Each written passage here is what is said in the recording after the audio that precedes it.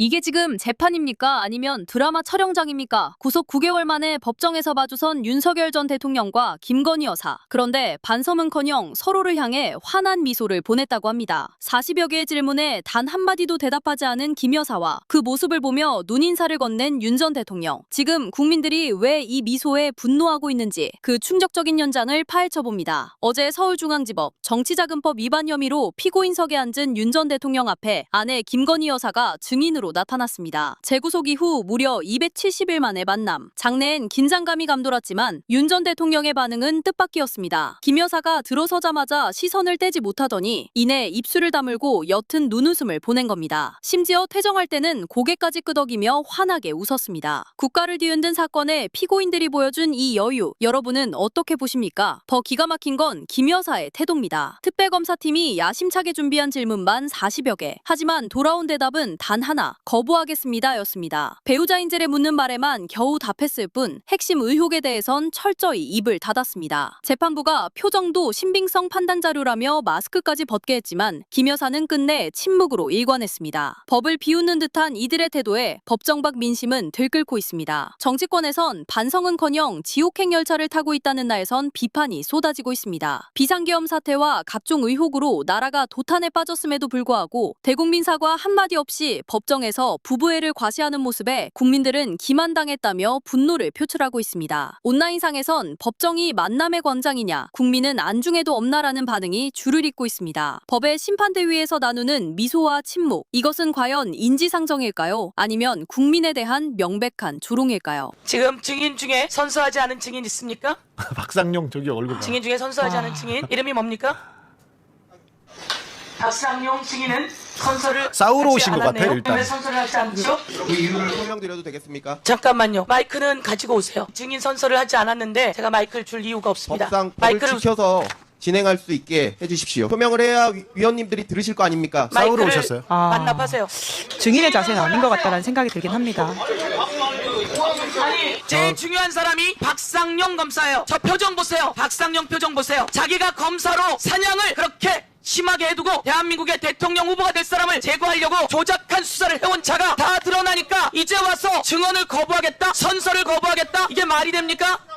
자, 일단 기본적으로 자세가 이렇게 뒤로 이렇게 누워 있습니다. 이렇게 약간 정자세로 앉아있진 않네요. 네. 예. 그러면서 저렇게 얘기합니다. 그런데 말입니다. 박상용 검사는 얼마 전부터 아예 그냥 언론에서 그러게요. 정치 행보를 하고 있어요. 게다가 본인의 SNS에서 굉장히 활발하게 글을 쓰고 있고요. 이분은 정치하고 싶은 사람인 것 같아요. 아예 그냥 그 선을 넘어갑니다. 윤석열 총장이 정치한다 이거 그때 했던 언론 플레이보다 훨씬 더 수려합니다. 아, 수려한가요? 그렇죠. 예. 이와 관련해 가지고는 이제 박성대 전 장관은 김건희 씨가 일방적으로 텔레그램 보낸 걸 답하지 않았다라고 하면서 예. 문제가 없다 이런 주장을 하고 있다고 합니다. 계속 저 법을 잘 안다는 사람들이 문제 없다 하면서 증거 인멸하고 거짓말한 거 있지 않습니까? 그걸 쫓아가서 계속 수사해야 됩니다. 자, 박종준 전 경호처장 징역 3년 구형 받았습니다. 그런데 비아폰 김건희 씨 봐주셨죠? 선생님, 김건희 씨가 선생님한테 의존했다고 그런 적 없어요. 선생님하고 김건희 씨하고 문자를 많이 하셨어요. 저 핸드폰 번호 보세요. 나 문자 한 적이 없어요. 절대. 아니죠. 네버. 실한 맞죠? 영적인 일을 하시는데 거짓말을 하고. 윤석열이 나간다고요? 거기 왜 나가냐고. 지지율이 30%래. 그리고 안 하면 자기 감옥 간대. 그래서 내가 웃으면서 하면 감옥 가도 밤마다 밤에 와요. 11시까지 들어오면서. 늦게 와요. 절대 나지 않아. 이게 싫었나? 예. 김건희 씨가 매우 믿고 의지했어요. 알고 있어요. 굉장히 자주 오셨어요. 대통령 하고 싶냐? 시켜주면 하죠. 윤석열 씨를 데리고 오기 전에도 물어봤어요. 자기 남편이 어디까지 올라가느냐. 그 12월 3일 날이 어떤 날일까요? 아, 그 날짜. 담배 한 대 피고 왔어요. 네, 하세요.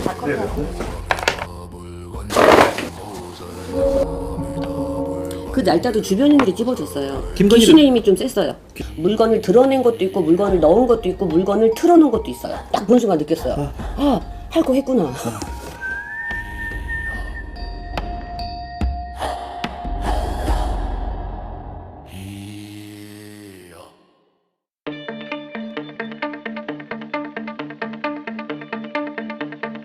안녕하십니까. 이렇게 된 마당에 주기자 라이브 주진우입니다. 지금의 시기가 힘들고 어렵더라도 고난에 순종하며 구원의 소망을 품자. 감옥에 있는 윤석열이 또 하나님을 팝니다. 부활절 메시지까지 냈어요. 그런데 정치 검사였는데 이분 윤석열 예수님 안 믿잖아요. 정치 목사님들 지금 뭐 집회장에 나온 목사님들도 예수 안 믿지 않습니까? 윤석열은요 얼굴이 상처가 났어요. 강아지가 긁었을 때 긁어서 상처가 났는데 뭐라고 하냐면 아이고 스님한테 혼나겠다. 왜? 인상 바뀐다고, 관상 바뀐다고. 그렇게 무속에 의존해서요. 김건희가 구약을 줄줄 외웠다고요? 그리고 성경 공부했다고. 에이, 이거 새빨간 거짓말입니다. 왕자 무속 논란 나왔을 때 김장한 목사랑 기도하는 척한 게 답니다. 이분은요 무속 중독입니다. 증거 있냐고요? 뭐 아냐고요? 있습니다. 자, 오늘부터 하나씩 공개합니다. 김건희, 윤석열 잘 이해가 안 되죠. 윤석열 정권 이해가 안 되지 않습니까? 왜 내라는 하필 12월 3일 일어났는지 이해가 안 되죠. 자, 윤석열, 김건희, 윤석열이 걸었던 무속의 길을 따라 걷다 보면 아마 윤석열을 그리고 김건희를 이해하는데 해석하는데 가장 명쾌한 답이 나올 것 같습니다. 건희로드 1편 오늘 공개합니다. 가장 나쁜 놈이 있는 곳으로 찾아갑니다. 주기자 라이브 지금 시작하겠습니다.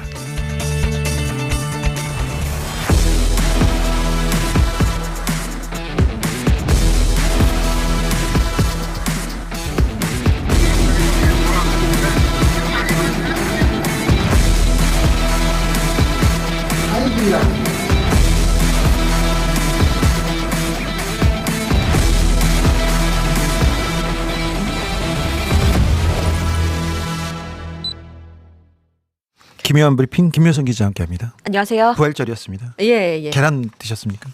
계란은 그냥 매일 먹기 때문에 네네. 특별한 의미가 없었어요. 교회는 안 가시고? 교회 다니죠. 저는. 교회 다닙니다. 예, 기독교인입니다. 네, 알겠습니다. 개신교. 네. 예. 윤석열이 부활절 메시지를 냈어요. 부활절을 맞아 국민 여러분께 드리는 글. 아이고 말도 안 되는 말이 안 돼요. 네.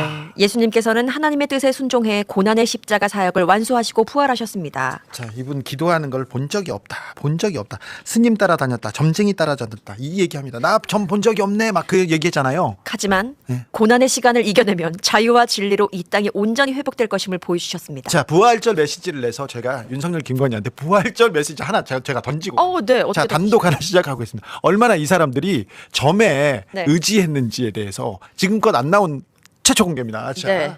윤석열이 문자를 보냅니다. 바로 공개하나요? 네. 아직 점집? 나는 연희동에서 집으로 가는 중. 자, 연희동에서 이제 서초동으로 연희동 그 아버지 집에 들렸다가 가는 거예요. 아직 점집이야. 끝나고 전화할게. 응. 자, 둘이 저렇게 메시지 하다가 나도 데려가면 안 돼. 그런 메시지도 이제 나옵니다. 또 그래요. 예, 있습니다. 점은요, 무속은 윤석열, 김건희의 생활이었습니다. 끝나고 전화할게. 앞으로 여러분께서는 끝나고 저 끝이 티귿이 아니라 니은이라는 이 받침을 자주 보게 될 겁니다. 이분께서는 저렇게 했습니다. 그냥 뭐 습관적으로 저렇게 쓴 거겠네요. 쉽게가 아니라 쉽게 쓰고 그냥 편하게 쓴 게 아니라 네. 그게 아닙니다. 여사께서는 받침을 잘 못 쓰십니다. 자, 일상이 점집 순례였습니다. 점집에 있어 아직도? 아이고 나는 이제 끝나고 갈게. 요 얘기합니다. 근데 꽤 시간을 보냈나 봐요. 그러니까 아직 점집이라고 묻기도 하는 것 같고. 네. 자, 부활절 메시지 뭐 기도 말 같은 소리. 자, 도대체 왜 이러는지 이 사람들의 정신 세계를 좀 분석해보고 이해하기 위해서는 네. 무속을 쫓아가 봐야 됩니다. 김건희, 윤석열 계엄 왜 일으켰는지 모르잖아요. 윤석열 정부에서 결정된 그 많고 많은 일들 이해가 안 되지 않습니까? 도무지 이해가 안 되죠. 그렇죠. 자, 건희로드에서 윤석열, 김건희가 얼마나 무속에 찌들어있는지 집착했는지. 네. 건희로드. 그 증거부터 공개. 건희가 걸어온 길 뭐 이런 건가요? 중간에 건희가 가는 길에 단독들이 막 숨어 있습니다. 자, 다 처음 나오는 내용입니다. 다 주기자 라이브에서 처음입니다. 자, 가보겠습니다. 건희로드 시작합니다.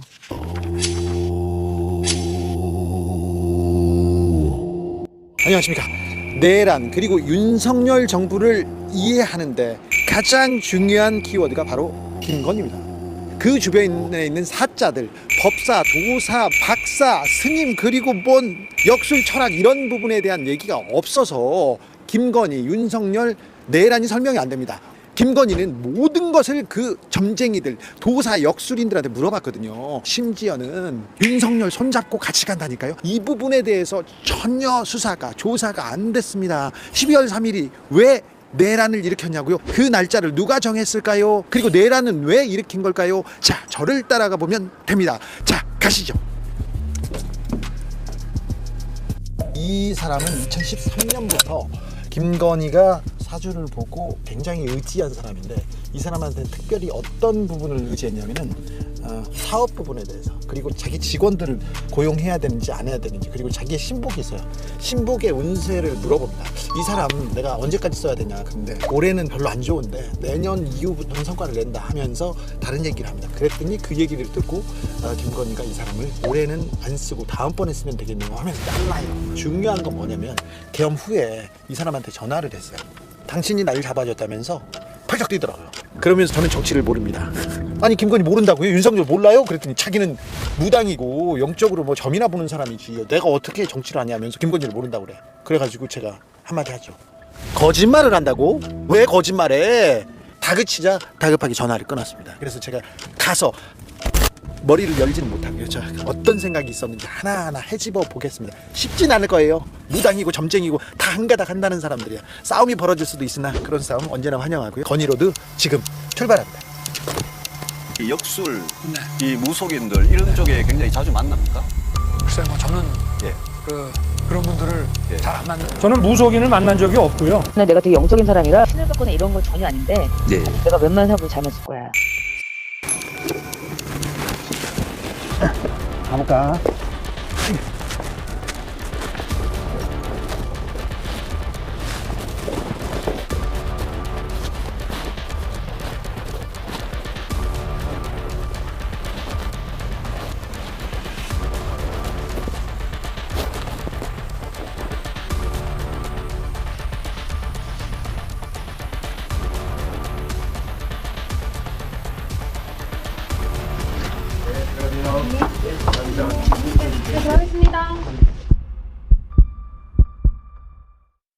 자, 이제 시작합니다. 뒤에 거 있긴 있죠? 있죠. 이제 있죠? 본편이죠. 이제 네. 예약하고 가신 거예요? 예약했습니다.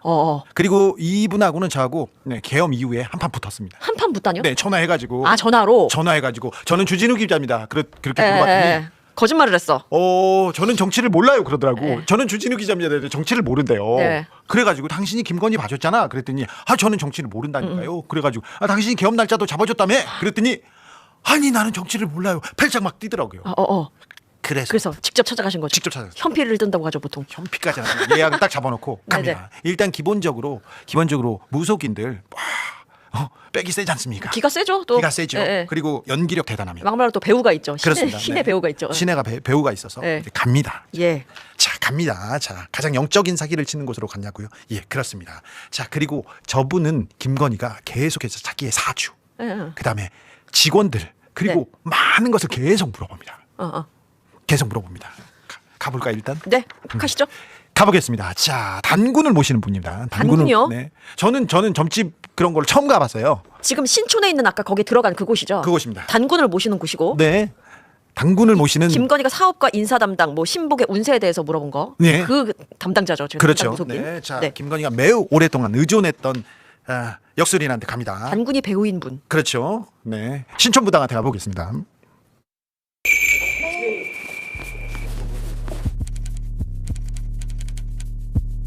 먼저 가도 되고 먼저 보세요. 아니요 저기 선생님 김건희 씨 봐주셨죠? 적은 적 없는데 그 사람 사주 대응 적은 적 없었어요.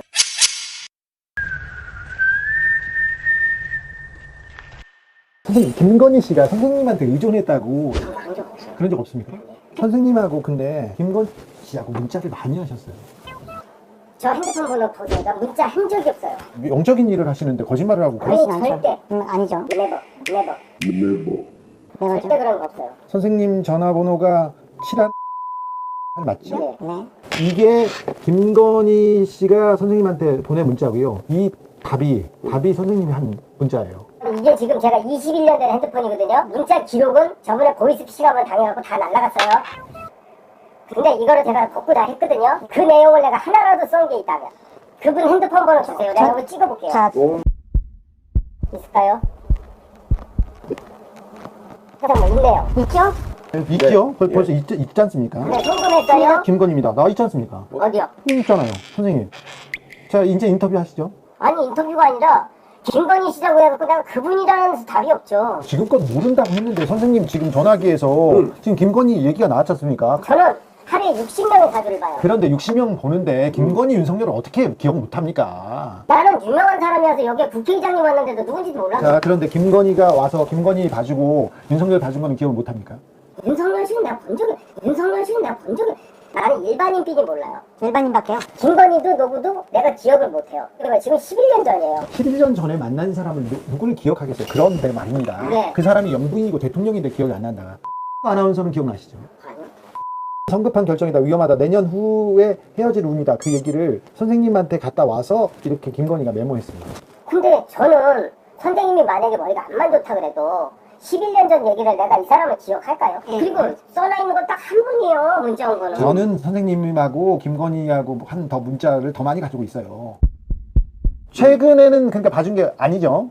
이 이후는 본 적이 없다고요. 자, 그럼 2020년대 이후에는 김건희를 안 봐줬습니까? 절대. 개업 날짜를 잡아준 것도 선생님 아닙니까? 내가 그런 날짜를 에이 말도 안 되는 소리 하지 마요. 아이, 무슨 말이 되는 소리지. 근데 말이 안 되는 소리는 선생님이 하시니까. 김건희를 모른다고 하면 김건희를 어떻게 알아요? 윤석열을 모른다고 하면 어떻게 해? 아니, 난 저는 얼굴도 못 봤어요. 내가 선생님 나중에 아침에 와봐요. 내가 뭐라고 기도하는가. 내가 어떻게 알아요 그거를? 그러면 내가 여기다 당구님한테 뭐라고 믿는지 알아요? 당근 보십니까? 네. 대세이와 광명이 홍익인간에게 도우시고 나라가 안정되고 정치가 안 돼, 경제가 안정돼. 이거를 내가 21년째 그래요. 선생님이 암만 저를 족치고 제가 감옥에 끌려가도 난 이거 아니 근데 제가 왜 족을 치고 왜 감옥에 끌려가요? 그러니까 나는 2000년대에 했다면 내가 기억을 해볼게요. 8월 27일이요. 예약은 3월 2일에 했고 자, 8월 27일 날 김건희 씨가 선생님 보고합니다. 갔다 와가지고 메모를 남겨놓습니다. 양력 10월만 되면 위야무야 된다. 윤 검사는 2년간 운이 튼다. 내년에는 좋다. 검사에 대해서 물어봤어요. 윤석열 검사에 대해서. 근데 저는 기억이 없습니다. 선생님 검사 얘기는 솔직히 말해서 들은 적이 없어요. 내년 후면 수학을 해다. 그 수학을 한다. 그렇게 말씀해 주셨대요. 윤석열이.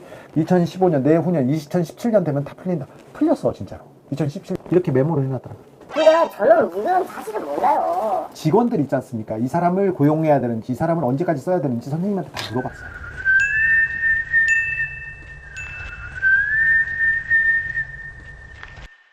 내가 작년 재작년에 이제 심장마비 쓰러져서 내가 지금 기억력이 별로 안 좋아요. 솔직한 얘기로. 저하고 법적으로 엮이면 제가 죽는 꼴을 봐야 될 겁니다. 내가 거짓말 안 하고 그래요? 내가 심장약부터 이 약이 뭔지 아세요? 심장, 당뇨, 그 다음에 이거 하트 심장이에요. 내가 얼마나 살겠다고 거짓말하는 거예요. 알겠어요. 선생님 잘 알겠어.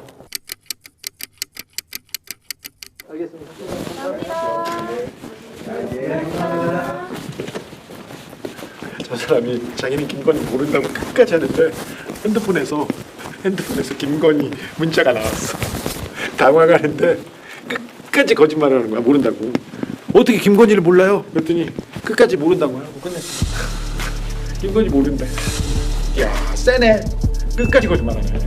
모르네. 2010년도에는 저 사람한테 아주 크게 의존했는데 최근까지인지는 모르겠어. 근데 자기는 끝까지 모르는 기억이 안 나.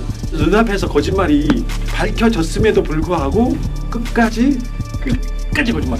자, 건의로 되었습니다. 1탄이었습니다. 저희는 끝까지 쫓아갑니다. 기억나게 해줄 겁니다. 자, 일단은 쫓아가고 있습니다. 예. 네. 아니, 일단은 계속 거짓말을 하다가 제가 계속 들이미니까 본인 핸드폰에 내역이 있었어요. 문자가. 네. 본인은 없다고 했는데 제가 제 핸드폰에 저 무당의 네. 문자를 더 많이 제가 가지고 있는 것 같아요. 너무 깜짝 놀랐어요. 일단 그 김건희와 저 무속인과의 문자 내역을 갖고 계셨고, 네. 그리고 더 놀라운 거는 김건희의 메모. 네. 김건희가 저 무속인을 만나고 나서 그쵸. 자, 윤 검사는 어떻게 된다. 김땡땡은 어떻게 된다. 몇 가지 이 사람 고용해야 된다. 이런 내용을 정리해 놓은 거. 정리해 놓은 메모를 가지고 있어요. 또 갖고 계셨어요. 네, 가지고 있죠. 어떻게 갖고 계세요? 그래서 저 사람이 거짓말을 못 하고 도망갔어요. 그러니까요. 자, 저 내용은 자기가 사업은 그렇죠. 새 사업이니까 한 해 계획해야 된다고 저 사람한테 문자를 보냅니다. 그래서 사주를 보내고 이렇게 합니다. 그리고 돈을 얼마 보냈다. 여기까지 또 있죠. 네. 저기 있고요. 또 자기 사주, 사업 사주는 저렇게 받고 주로 직원을 채용할 때 그리고 예. 직원을 해고할 때 많은 사람을 합니다. 자, 이것도 최초 공개합니다. 직원 함땡땡 7, 8년생 매우 오래 같이 일한 직원이에요. 누구누구인데 계속 품고 갈지 구조조정하는 것이 나을지 의견 부탁드립니다. 아, 구설 사람 간 일한 싸움 올해는 힘든 사람 힘든 일이 많은 사람이네요. 그럼 그냥 잘하는 게 저희 회사를 위해 좋을까요? 이분이 내년 돼야 회사에 도움이 되는 아이고. 사람이라서 그러면 올해 쉬게 하면 저하고는 인연이 또 이어질까요? 아, 사정 얘기해 보세요. 이분으로 인해 회사 손실이 있을 수 있어서요. 그러면 뒤에서 그럼 이번에는 쉬게 하겠습니다. 이렇게 갑니다. 뜻대로. 유경옥보다 훨씬 중요한 사람이었어. 근데 유경옥, 정지원 이런 사람들도 이런 그 인사 네. 구직 시스템이 인사 시스템이 작동했냐고요? 예. 있습니다. 그런 내용도 있는데 이건 뭐 개인의 사업이라고 쳐도 네. 이제는 남편이 공직에 오른 다음에도 이런 것이 이어졌다면 이어졌습니다. 이거는 그렇습니다. 그러니까 모든 것을 물어봅니다. 간단한 걸. 자, 이 사람을 만나야 됩니까? 이 사람은 언제까지 봐야 됩니까? 이런 것도 다 물어봤습니다. 이 부분이 아닙니다. 자, 메모도 있습니다. 메모입니다. 자, 이 사람을 만나고 와서 양력 윤검이 내년에 좋다, 수학에 해다. 누구는 성급한 결정이 위험하다. 내년에 헤어진다. 이런 얘기가 계속 있습니다. 그러게요. 다른 얘기 있습니다. 최관장 이 사람 어떻게 됩니까? 서땡땡 이 사람이 음력 이렇게 시를 보내고 많은 것들을 함께 나누었던 거의 모든 것을 무속에 의존합니다. 자, 기자님 이거 다 어디에서 구한 겁니까? 아이고 저도 먹고 살아야지. 이건 영업 비밀이고요. 제가 그러니까 김건희의 판단, 윤석열의 판단에 대한 근거들을 좀 모아보고 있습니다. 자, 근데 이거 저 사람한테 물어보셨잖아요. 네. 개업 날짜에 대해서. 네. 12.3에 대해서 물어봤던 이유가 있으실 것 같은데. 자, 누군가는 12월 3일을 잡아줬어. 네네. 아니면 김건희가 잡고 계속 물어봤어. 이분은 일단 펄쩍 뛰었어요. 펄쩍 뛰었어요. 약봉지를 보여주면서. 예. 김건희 이 계엄과 네. 계엄 얘기 그리고 가장 중요한 질문을 하자마자 약봉지 보여주면서 나 죽는 꼴 보려고 하냐. 계속, 내가 살면 얼마나 산다고 거짓말을 하겠냐. 네. 계속 얘기합니다. 네. 근데 아까 전에 저 사람의 무속인의 핸드폰에는 2015년 이후에는 김건희와의 문제가 없긴 없었나요? 그 사람의 전화기에는 2015년, 네. 16년 그때 문자만 있었습니다. 예. 근데 사실은 근데 특정해서 딱 물어보셨잖아요. 제가 2020년 뭐 이후에 뭐 그렇죠. 뭐. 그럼 물어봤죠. 그 뭐가 근데 있었다는 저한테는 더 것처럼 있죠. 아이고. 그리고 그 사람은 더 아직도 거짓말하고 있습니다. 근데 처음에는 내가 김건희 그런 사람 모른다고 얘기했어요. 그랬죠. 그러니까 그러면 선생님 전화번호가 맞죠? 010-777 몇몇몇 이렇게 물어봤죠? 네, 맞습니다. 그러면 김건희 없다는 거야. 김건희 찾아봐. 없잖아. 이게 없잖아. 그러면 제가 번호 하나 눌러볼까요? 김건희 번호를 눌러봤는데 나온 거예요. 이게 왜 번호를 나왔어? 누르셨구나. 자, 그리고 저 무속인의 말도 좀 바뀌었던 게 처음에는 전혀 아니라고 하다가 윤석열 은 본 적이 없다 뭐 이렇게 봐가지고 김건희는 본 적이 있어요. 그러니까 언제 그렇게 어디서 추정할 수 봤다? 있죠. 추정이 아니라 본 근거가 있습니다. 근데 거짓말을 하고 있는 네. 네. 학구절에 뭐 문제도 계속 그렇습니다. 네. 자, 그런데 기자님이 기가 좀 더 센 것 같아요. 그러니까요. 취재를 시조실로 바뀌었어요. 저희 들어가는 순간. 취재를 경찰 수사만큼 하시는 경찰 수사 같았어요? 근데 사실은 더 강하게 가고 싶었는데 많이 받아보셔가지고 그런 건 아니고. 그런 건 아니고 더 세게 얘기하고 싶었는데 네. 이 사람이 자꾸 약봉지 내고 또 계속 힘들다 어렵다고 해가지고 거기까지 갔습니다. 자, 이런 얘기를 왜 물어보냐면은 진짜 계속 그 조각들을 왜 김건희가 왜 윤석열이 이런 판단을 했을지 계속 물어볼 겁니다. 자,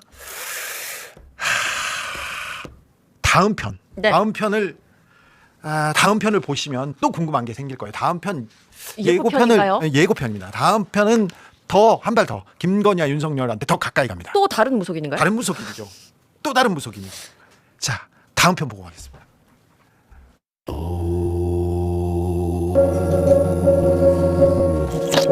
자, 김건희 씨가 선생님한테 의존했다고 합니다. 뭐 어머니도 모시고 막 했는데 굉장히 자주 오셨어요. 대통령 하고 싶냐? 시켜주면 하죠. 윤석열 씨를 데리고 오기 전에도 물어봤어요. 자기 남편이 어디까지 올라가느냐. 청와대를 왜 용산으로 옮겼습니까? 그 둘이요. 네. 그 둘 옆에 있는 자리를 옮기라고 했어요. 12월 3일 날이 어떤 날일까요? 그 날짜. 그 날짜도 주변인들이 찝어줬어요. 김건희도- 귀신의 힘이 좀 셌어요. 해요? 김건희 씨가 승끝한 거 아세요? 몰라요. 몰라요? 어차피 윤석열이 대통령 하고 있어도 김건희가 대통령이었잖아요. 예. 관저 안에 무속이 아닌 것이 한 개라도 있었느냐 하시네요. 궁이나 이런 데 다녔다고 했잖아요. 네. 그 다닌 걸음걸음마다 네. 다 조사해서 깨끗하게 정리하셔야 돼요. 물건을 드러낸 것도 있고 물건을 넣은 것도 있고 물건을 틀어놓은 것도 있어요. 딱 본 순간 느꼈어요. 할 거 했구나.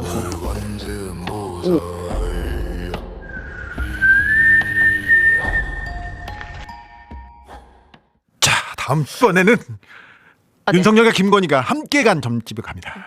그 12.3 그 날짜를 주변인이 찍어줬다라고 말을 했잖아요. 무속인이. 그건 그러니까 빙의된 상태에서 얘기를 한 거죠. 그거는 자기가 그쵸. 그냥 네, 빙의된 자기가, 상태에서. 그렇죠. 자기 이렇다고 신이 그렇게 말씀하신다. 말했다. 예. 네, 그렇게 한 거죠. 김건 자기가 잡아준 건 아니라고 합니다. 네네네. 자기가 잡아준 건 아니라고 합니다. 그 김건희가 신구술했다. 이거는요? 그거는 본인이 알고 있던 내용이죠. 그러니까 그러면서 김건희가 그 목소리가 기억나십니까? 기억나십니까? 어떤 거요? 이명수 기자하고 얘기할 때 네. 내가 웬만한 무당보다 더 잘 그쵸. 내가 영적인 사람이거든. 영적인 사람이거든. 그 얘기 나오지 않습니까? 자, 그 얘기가 조금 이해가 됩니다. 왜 김건희는 이렇게 많은 사람들을 찾아다녔을까? 김건희가 지금 그 점쟁이를 만났다는 거죠. 예, 이 점쟁이도 만났고요. 저 점쟁이도. 일단 김건희가 가서 의존했던 점 봐줬던 사람한테 찾아갑니다. 그러니까 건희 로드에서 만나는 무속인들은 김건희가 만났던 무속인을 만나는 거죠? 그렇죠. 만났던 사람들. 제가 증거를 다 가지고 있는 사람들. 예. 빼도 박도 못한 증거를 가지고. 메모라든지 전화 내역이라든지 다 가지고 있습니다. 자, 이 사람 두 번째 이 무당 이 징친 사람이요. 저 사람한테는 최은순도 갔고요. 그러게요. 그리고 윤석열이 같이 갔습니다. 윤석열이 같이 갔다는 증거도 제가 가지고 있습니다. 가지고 얘기를 하는 거예요. 그러니까 안 도망가는 거야. 그렇죠. 그러니까 거짓말 못해. 없이 물어볼 수 없죠, 사실. 그렇습니다. 있으니까 물어볼 수 있죠. 자, 재밌습니다. 여기까지 우리 다른 거 얘기해야 되는데. 다른 거 지금 시간이 안 된. 네. 자, 갑자기 신할아버지가 오셔가지고 빙의 된 모습이 조금 있었는데 아무튼 김건희가 신구술했다는 얘기가. 그러면 앞선 그 신촌의 무속인 같은 경우에는 인사 담당이었잖아요. 인사 사업. 지금 두 번째 만난 무속인 같은 경우에는 개인의 정치적 그리고 행보? 이분한테 가서 정치에 대해서 물어봤습니다. 대통령 얘기를 자기한테 제일 먼저 들었다는 거야. 대통령이 되려고 한다라는 뭐 그 의지를요? 예. 대통령 얘기를. 그 검사 시절이었는데. 그 징징징은 왜 치신 거예요? 다음 주에 보면 나옵니다. 다음 주에 나와요? 네. 자, 신촌편보다 이 무속인 기가 더 센 것 같습니다. 네, 주 기자님 대단합니다. 특징이 좀 있습니다. 점쟁이마다 무당마다 다 특징이 있습니다. 다 놀랍습니다. 자, 김건희 혼자 간 게 아니라 최은순도 윤석열 데리고 왔나? 예, 그렇게 잘 보는 최은순도 또 오고요. 그 윤석열도 데리고 옵니다. 사업에 대해서, 땅에 대해서 계속 더 나옵니다. 자, 대체 저런 무속인이 몇 명이나 있습니까? 제가 지금까지 파악한 걸로는 10명이 넘어갑니다. 어떻게 메모랑 그거 갖고 계세요? 어떻게요? 너무 영업비밀입니다. 자, 오늘 다른 브리핑은 여기까지 하고요. 여기까지 하겠습니다. 자, 수십 장이 깔려 있는데 지금. 네. 저기 김건희가 갔던 곳 확실합니까? 물어보는데 확실하다니까요. 네. 다 증거가 있으니까. 네, 있습니다. 있으니까 가신 거죠. 네, 저 사람도 그 문자에서도 왔다는 증거가 나왔어요. 주소를 알려주고 어디로 오세요, 몇 시에 오세요, 이게 있습니다. 그리고는 그 다음번에 갔다 와가지고 적어놓은 정황도 있고요. 누구하고 얘기한 것도 압니다. 저 크로스 체크를 3번씩 했습니다. 그럼요. 자, 여기까지 하겠습니다. 예, 감사합니다. 김묘성 기자였습니다. 안녕히 계세요.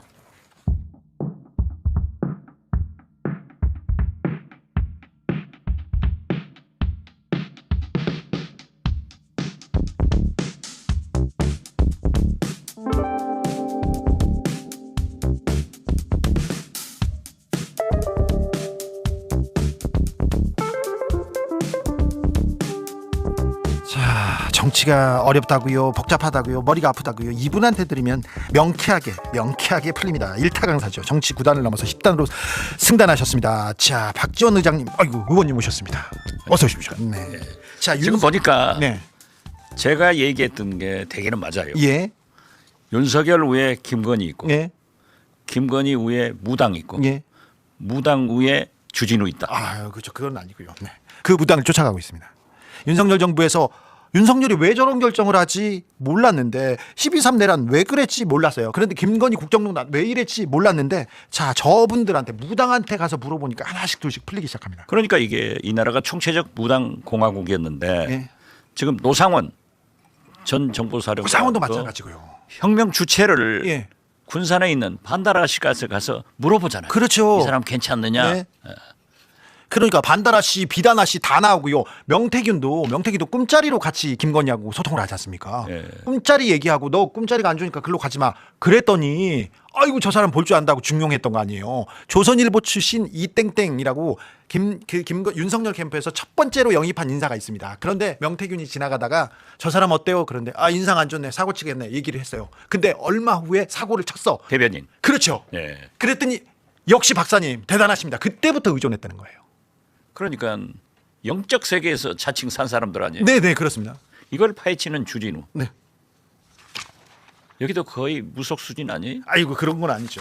아니 근데 윤석열이 부활절에 하나님 잘못했습니다 참회를 해야 되는데 사과를 해야 되는데 메시지를 내고 있더라고 자기가. 아니 부활은 제가 부활절 어제 그제 미사를 해남반도 진도 성당에 못 가고 광주 남동 5.18 기념성당에서 봉헌을 했어요. 네, 가톨릭 신자입니다. 의원님은. 그렇죠. 저는 가톨릭 신자인데 김대중 대통령도 가톨릭 신자였습니다. 제가 미사 보고 수녀님한테 우리 해남반도 진도 예수님이 화나셨겠어요. 그래서 왜요? 그러니까 미사 안 보고 광주 남동성당에서 봤다고요. 그랬더니 야 예수님은 그런 분 아닙니다. 한 분입니다라고 하시던데 그렇죠. 예. 그런데 그 주임 신부님이 우리 진도 진길성당이라고 제가 나온 고성초등학교 바로 옆에 있어요. 예. 그 성당에 계셨고 또 그 전에 제가 살던 뉴욕 퀸스 성당에서 계셨대요. 그래서 저를 잘 알아요. 네, 깊네요. 그런데 그 신부님이 강론을 통해서 부활을 하려면은 죽어야 부활한다. 그렇죠. 그렇죠. 이것은 뭐라고 하냐면은 참회하고 반성하는 거예요. 예. 그런데 윤석열은 자기가 예수 노릇하고 있어요. 예. 말을 함부로 해요. 지금 윤석열이 지가 예수인 줄 알아요. 지금. 그러게 말이에요. 예수처럼. 주제 파악도 못하고 저 사람 근데 하나님이 아니라 스님 따라다니고 법사 따라다니고 그다음에 점쟁이 따라다니는 사람이에요. 자기가 점 안 봤다고 했지 않습니까? 거짓말입니다. 후보 때 여기다 왕자 써가지고 나왔을 때 알아봤어야죠. 그렇죠. 그래서 나는 우리나라 기독교 보수교단 목사님들이 왕자 써가지고 나왔을 때 봤어야지. 무속 그 논란을 오히려 잠재웠지 않습니까? 그렇죠. 큰 모든 사람이 목사님들. 다 책임이 있어요. 그렇지만은 아니 세상에 김건희가 사람 등용하면서도 그 무속인들한테 물어가지고 했다가 하면 진짜 그랬다고 합니다. 제가 지금 취재하고 있는 내용 중에 그런 내용이 있습니다. 이제 앞으로 나올 텐데 밤에 관저로 그 점쟁이를 불러서 계속 얘기를 들었다고 주장하는 사람이 있습니다. 예. 그런 사람이 있습니다. 근데 그 사람은 그걸 미끼로 돈을 많이 벌었다고 합니다. 그렇죠. 그런 부분이 지금 파헤쳐져야 되는데 내란 특검에서 계엄의 동기가 아직 나오지 않았어요. 아니 군산에 비단하신지 뭐 반단하신지도 지금 부킹이 얼마나 많이 돼가지고 당장에 가서는 못 본다는 건 아니에요. 그렇죠. 대통령 마케팅. 예. 자, 근데 김건희가 제가 공개한 것 중에 한두 군데만 보겠습니다. 김건희가 직접 이제 점쟁이하고 문자했던 내용이에요. 근데 이 점쟁이는 나는 김건희 모른다고 거짓말했는데 제가 가서 김건희 그 전화기를 보자고 해서 김건희 전화번호를 봤더니 송금했습니다. 김건희입니다. 그러면서 그 점 봤던 흔적이 나옵니다. 그래서 점쟁이가 빼박 증거를 보고는 당황합니다. 그리고 나서 제가 기억이 없다. 자기는 문자하지 않았다. 계속해서 제가 문자를 계속 공개합니다. 어떤 공개를 하냐면 사주를 봤던 그 문자가 있습니다. 저 김건희입니다. 자기 사주를 보내고 운수를 봐달라고 합니다. 이렇게 얘기를 하고요. 저거는 보통 그렇게 볼 수도 있죠. 그렇죠. 자, 볼 수도 있는데. 저도 잘 봐요. 네, 그렇습니까? 네. 가톨릭 신자인데. 가톨릭 신자도 재미로 보는 거지. 재미로 봅니다. 자, 그런데 점을 보고 와가지고 저거 말고 사업을 할 때 계속해서 물어봅니다. 이 사람을 채용해도 돼? 안 해도 돼? 이 점쟁이한테 이 사람을 채용해도 됩니까? 채용이 아니라 이 사람은 자기의 핵심 직원이었어요. 코바나 컨텐츠에. 유경옥보다 훨씬 더 먼저 아주 오랫동안 같이 있었던 직원인데 이 사람을 계속 써야 될지 안 잘라야 될지 의견을 부탁해요. 점쟁이한테. 자기 사업인데 신복이에요. 하나 있는 신복인데 이 사람을 잘라야 될지 고용해야 될지 그걸 물어봅니다. 그랬더니 올해는 힘든 일이 많아. 그러니까 그럼 자르는 게 회사를 위해서 좋을까요? 아니 내년 돼야 도움이 돼. 그러면 올해 쉬게 하고 다음번에 만나면 될까요? 얘기해가지고 회사 손실이 있다고 해서 결국은 해고합니다. 저걸 보고. 김건희는 그러니까 자기하고 계속 같이 일을 했던 사람을 자를 때 점쟁이한테 물어보는 사람이에요. 이게 김건희의 핵심이에요.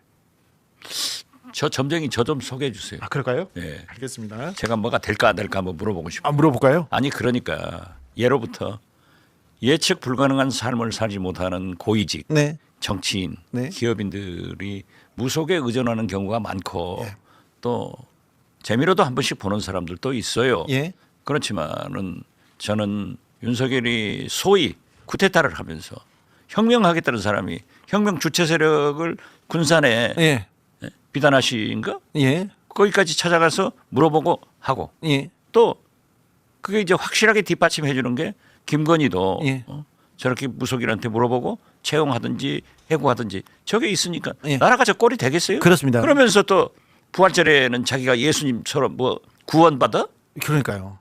자기가 어떤 세상을 사는지도 아직 모르겠습니다. 김건희의 메모를 제가 어디서 획득했습니다. 취재해 가서. 그래서 그 점쟁이를 보고 나서 메모를 해놨더라고요. 예. 자기가 이렇게 자 양력 10월만 되면 유야무야 된다. 지금 있었던 일이 유야무야 되고 윤석열 검사는 2년간 운이 뜬다. 내년엔 좋다. 내년 후면 수학한다.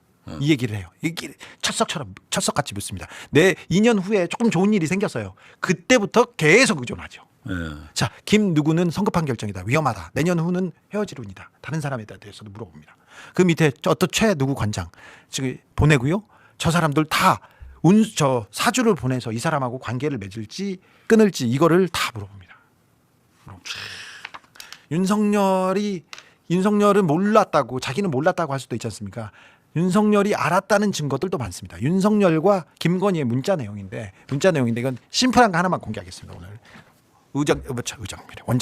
의원님 오셨으니까 윤석열이 물어봅니다. 아직 점집이야? 나는 연희동에서 집에 가는 중이야. 아직 점집 끝나고 전화할게.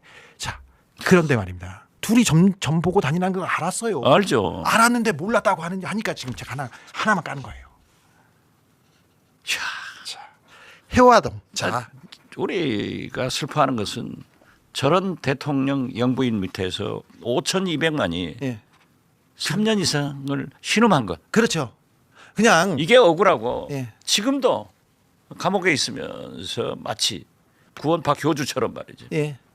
부활절에 메시지나 내고 가만히 구치소에 있으면서 먹여주고 재워주고 입혀주고 세금도 안 내게 1년도 못해서 12억씩 연봉 받고. 그러니까요. 이게 나라 꼴이냐고요. 그렇습니다. 네. 자, 동네 아줌마라면 그냥 보통 사람이라면 그럴 수도 있어요. 저럴 수도 있고. 장삼 이사면 누구든지 할 수 있는 거죠. 그런데 지금 저런 사람이 대통령이 되고 영부인이 됐습니다.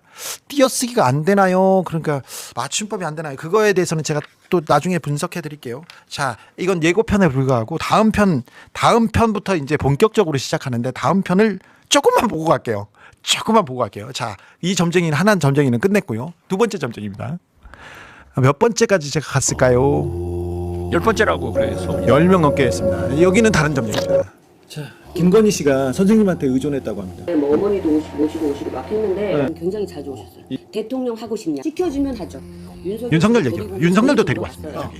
자기 남편이 어디까지 올라가느냐. 윤석열이 김건희하고 손잡고 왔다는 얘기를 합니다.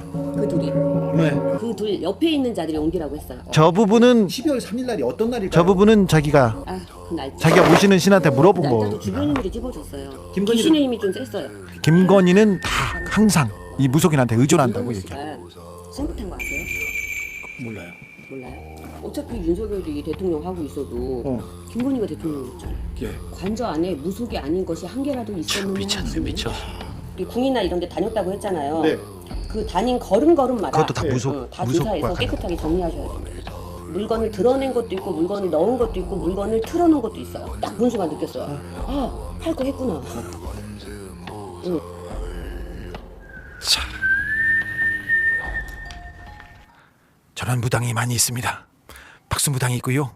저런 사업을 봐주는 무당이 있고요. 그리고 그 친구들 누구를 만나야 된다는 무당이 있고요. 다 그런 사람들이 다 있습니다. 자, 왜 우리가 무속인을 알아야 되는지 모르겠으나 저 무속인을 쫓아가야 김건희, 윤석열의 사고방식, 판단 방식을 알 수 있습니다. 조금 더 쫓아가 보겠습니다. 아직 계엄의 12.3 내란의 동기가 나오지 않았습니다. 그리고 윤석열과 김건희가 진실을 말하지 않아서 가야 할 길이 좀 멉니다. 그래서 좀 뛰어보겠습니다. 우리를 슬프게 만드네요. 네, 슬픈 일입니다. 자, 의원님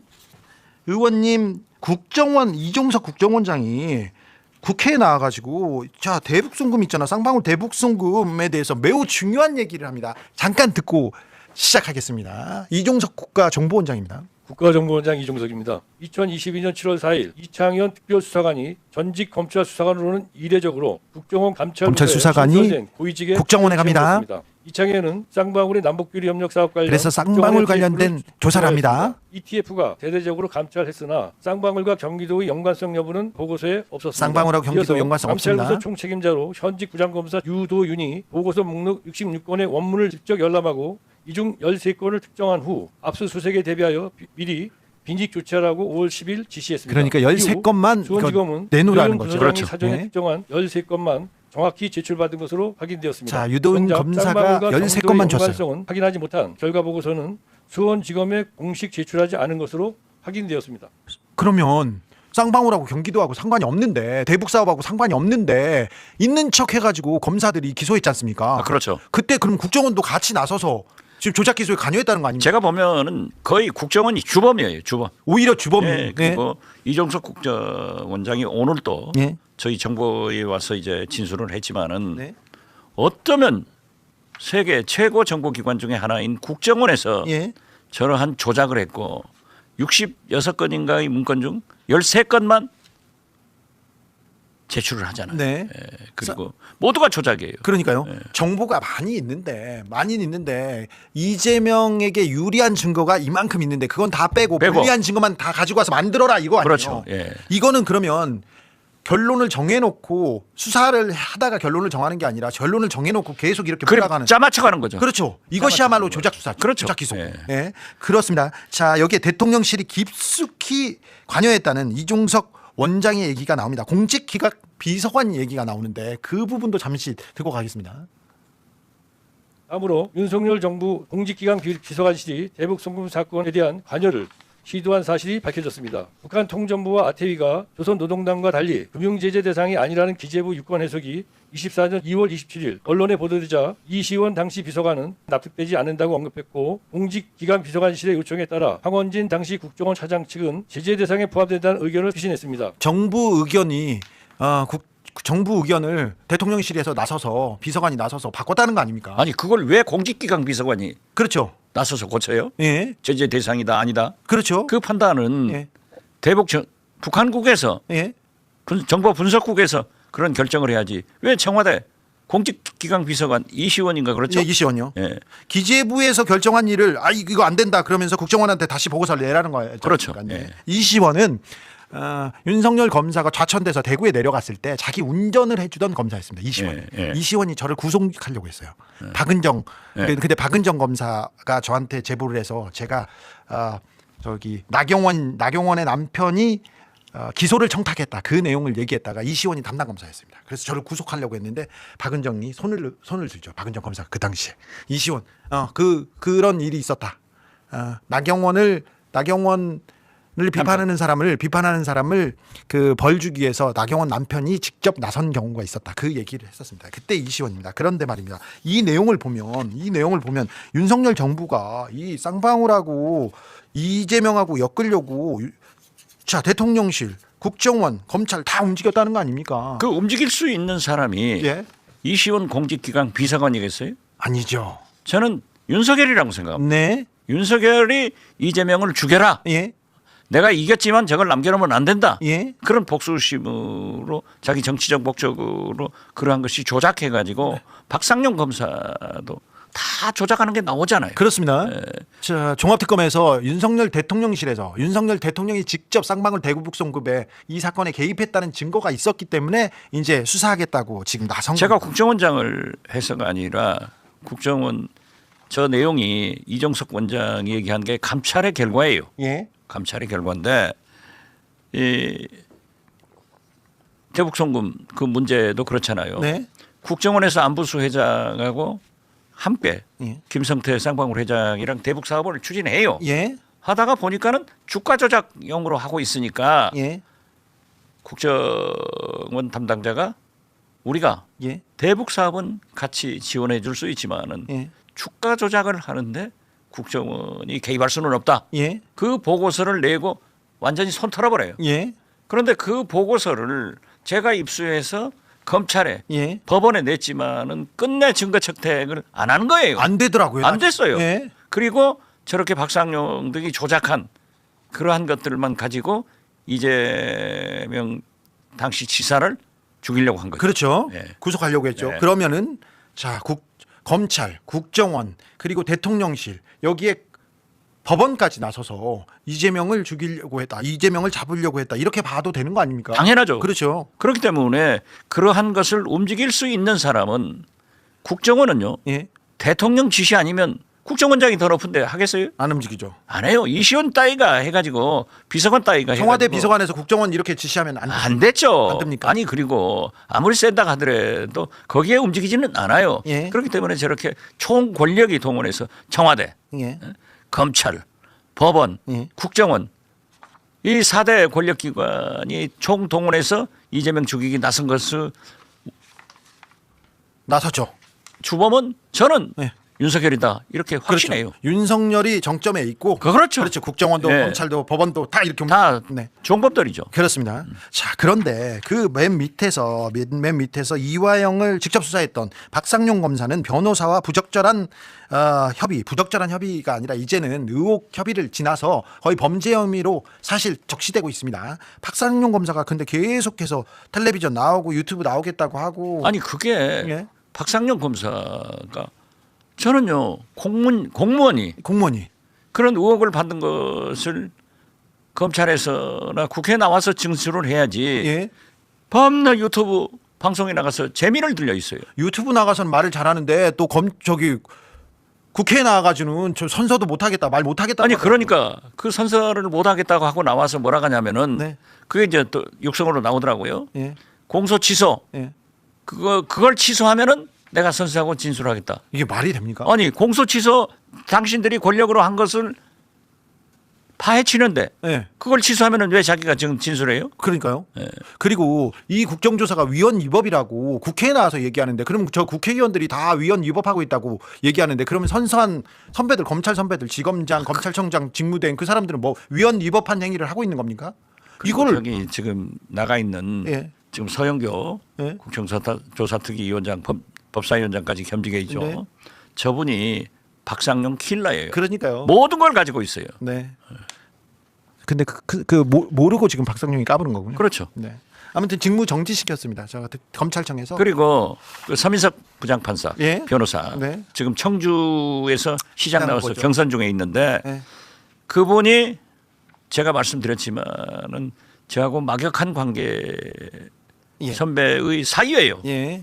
그분이 돌아가시면서 제 손을 잡고 내 사이 예. 서민석 판사를 좀 도와줘라. 예. 이렇게 얘기를 하고 돌아가셨는데 저는 지금까지 부장판사로 서민석 변호사가 있는 걸로 알았는데 네. 간뒀더라고요. 그렇죠. 그래 저를 찾아와서 청주시장을 출마한다고 그래서 제가 청주까지 갔다 왔어요. 네, 그 청주 간 일이 그 일이었군요. 예. 예. 그런데 예.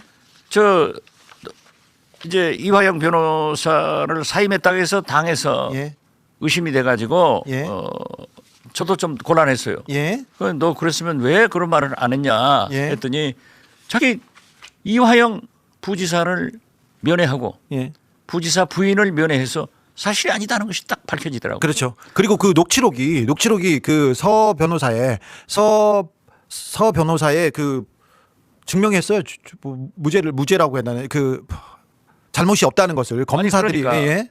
그래서 알겠습니다. 자기가 억울해서 기록을 다 찾았는데 그 녹취록이 나왔다고 녹취가 나왔죠. 저한테 가져온다고 그래서 예. 내가 지금 해남 가니 예. 주말이에요. 지지난 주말. 네. 그러니까 전용기한테 가봐라. 예. 거기는 우리 수석부대표고 변호사고 똑똑하거든요. 그래서 제대로 된 거예요. 그래서 지금 이런 폭로가 하나씩 둘씩 나오고 있고 박상용이 거짓말하고 있다는 증거로 지금 하나씩 둘씩 채택되고 그리고 거기도 보면은 박상용이 예.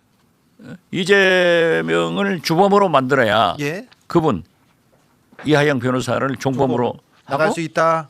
보석할 수도 있다. 그렇죠. 추가 기소할 때 봐줄 수도 있다. 네. 이 얘기가 육성으로 나와요. 그렇죠. 검사가 막 부탁합니다. 그렇죠. 제발 좀 부탁드립니다. 그런데 뭐 전체를 공개해라. 그런데 서민석 판사가 검찰에 그 전체를 다 오늘 제출했대요. 제출했습니다. 네. 오늘 제출했습니다. 자, 진실은 이미 다 드러나고 있는데 더 명확해질 것으로 보입니다. 자, 정치 10단이니까 가장 중요한 거 하나만 물어보고 끝내겠습니다. 지방선거 다 물어보고요. 대구 하나만 물어보겠습니다. 대구 어떻게 또 가처분이 주호영 이진숙의 가처분은 기각이 됐습니다. 자, 그러면 대구 판도는 어떻게? 대구 국민의힘 후보는 어떻게 됩니까? 그러니까 예. 이진숙은 어떻게? 장동혁 예. 대표가 자기도 예. 판사 출신 아니에요? 근데 판사들은 막 욕했잖아요. 그죠? 판사 욕하다가 또 두 사람 인용되니까 예. 저 기각되니까 아무 소리 안 하더라고요. 네. 근데 어떻게 됐든 두 분이 기각되니까 예. 제가 듣고 있기로는 이진숙을 장동혁은 예. 추경호 예. 전 원내대표를 대구시장으로 공천을 하고 예. 이제 경선한다고 해도 거기를 밀고 예. 거기 자리에 보궐선거 나오는데 이진숙을 보낸다 그런 얘기가 나오더라고요. 원래 수도권 서울 경기 쪽을 얘기했는데 이진숙이 못 받겠다고 했나 보죠? 모르겠어요 저는. 그래요? 그 집 사정은 뭐 알 필요가 없어서. 네. 아무튼 그렇게 되니까 치고받는데 참 이게 아무리 제가 민주당 소속 의원이지만은 그래도 이 나라 정치 선배로서 네. 양당이 잘 돼야 돼요. 여야당이. 보수도 잘 되고 진보도 잘 돼야 되는데 저 꼴 하는 걸 보면 네. 진짜 부끄러워요. 그렇기 때문에 요즘 TV나 유튜브가 안 된다는 거 아니에요. 그렇습니다. 네. 전부 틀면 중동 무서운 소리만 나오고. 그렇죠. 그리고 그런데, 국민의힘 싸우는 것만 나옵니다. 이진숙은 한 건 하려고 지금 노력하더라고요. 오늘 지금 방송 불과 몇 분 전에 이진숙 씨가 대구에서 선거 사무실에서 기자들과 만나서 당이 지금 국민의힘이 조선민주주의 인민공화국이다. 기차는 떠나다. 대구시장 무소속으로라도 나가겠다. 이런 얘기를 했다고 합니다. 저는 그 엄포로 봐요. 왜냐하면은 그 빈자리에 자기를 꽂아달라. 그리고 경기나 다른 지역이 아니라 나를 대구에 꽂아달라. 이 얘기 당연하죠. 대구 벗어나면 그 사람들은 안 돼요. 존재가 없어요. 알겠습니다. 자, 여기까지 처량해지는 사람이 한동훈. 한동훈은 갈 데가 없네. 목련꽃은 3번 지고 3번 피는데 네. 목련이 피면 김포가 서울입니다. 아직도 김포는 김포예요. 알겠습니다. 그런데 김포에 있다가 저기 부산 기장으로 내려간 경남 네. 우리 김두관 지사가 아마 울산 그 보궐선거 나온 지역에 김두관이 나옵니까? 그 출마해달라 하는 교섭이 들어오는 소리를 들었어요. 자, 그럼 부울경에 지금 진용이 엄청나게 짜지는 그렇죠. 거죠. 부산엔 또 하정우 수석 얘기 나오고. 그 AI 수석. 네, AI 수석. 저는 잘 모르는데요. 네. 그분이 만약 가면은 전재수 시장 되고 부산의 미래가 또 활짝 AI 시대가 열리는데 기폭자가 될 거예요.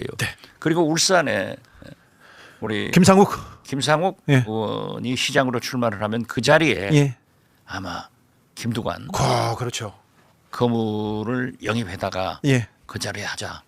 이렇게 김상욱 후보 측에서 노력한다 하는 얘기를 들었어요. 자, 무섭게 짜지는 거예요. 김부겸, 김두관 지금 막강 진용을 그렇죠. 가동합니다. 민주당에서. 그러니까 부산, 부울경은 이제 전재수, 김경수, 김상욱 거기다가 김두관이 같이 시너지를 내려고 합니다. TK는 김부겸. 재밌게 되죠. 알겠습니다. 여기까지 하겠습니다. 중요한 취재가 있어요. 저는 가야 됩니다. 지금 또. 점쟁이 만나지 마세요. 아니, 이제 점쟁이는 그만 만날 거예요. 아니 윤석열 후에 김건희, 김건희 후에 무당, 무당 후에 주진우. 무당은 제가 잡겠습니다. 알겠습니다. 오케이. 여기까지 보겠습니다. 자, 저도 그리고 우리 박지원도 열심히 뜁니다. 현장에서 뭐든 원하시면 저희가 달려갈 테니까 응원해 주십시오. 김건희. 제가 항상 얘기하죠. 침묵마저 거짓말이다. 침묵 거짓말, 걸음걸이 거짓말, 마스크 거짓말, 숨 쉬는 거 거짓말. 숨 쉬는 거 거짓말. 그리고 이번에 또 하나의 거짓말이 추가가 됩니다. 말투가 거짓말이다. 저는 그렇게 보는 입장입니다. 자, 그러면 거짓말로 들어오는 김건희의 모습 잠깐 영상으로 만나보겠습니다.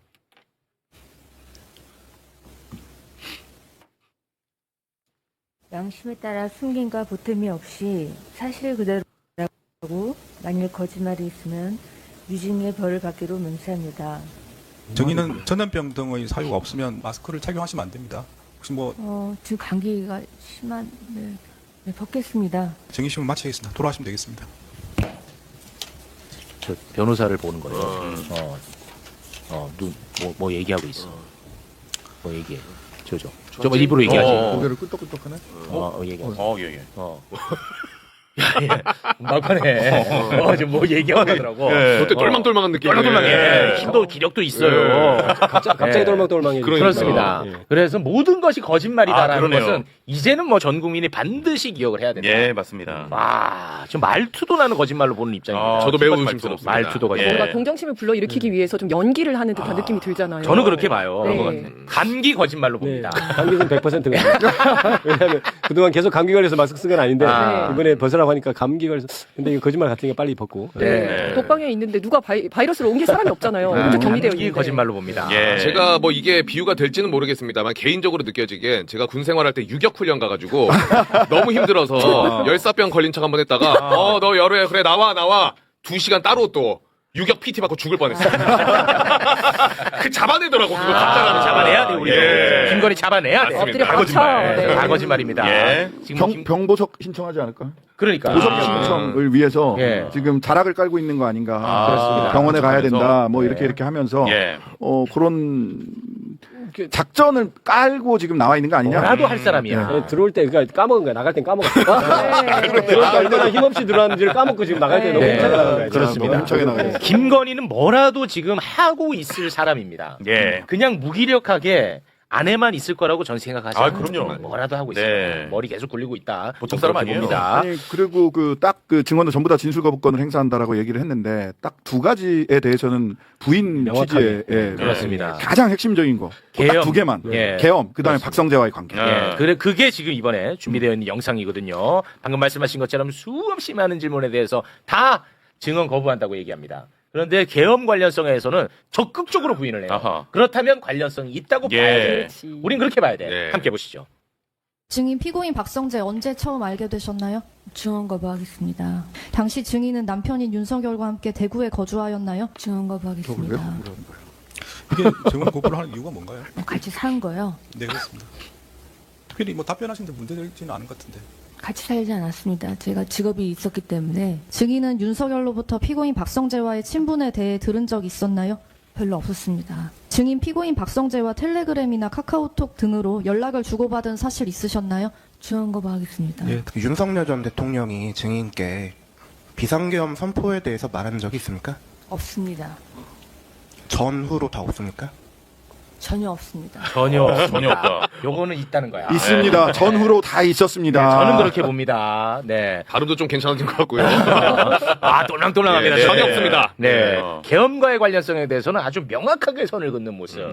이거는 심리학자분들이 좀 분석을 해야 될 것 같아. 그러니까요. 다른 건 다 거부하고 여기서는 이제 적극적으로 방어한다.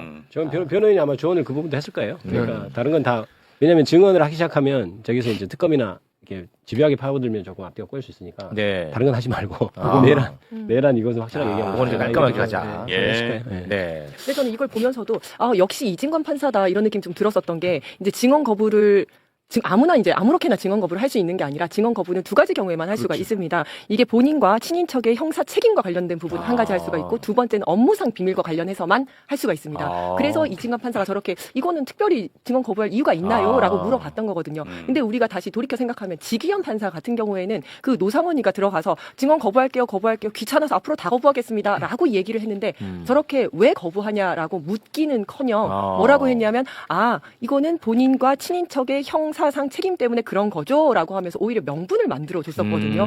그래서 참 이거는 제대로 그 사유가 없는데도 증언 거부를 하면 과태료 사유입니다. 이거는.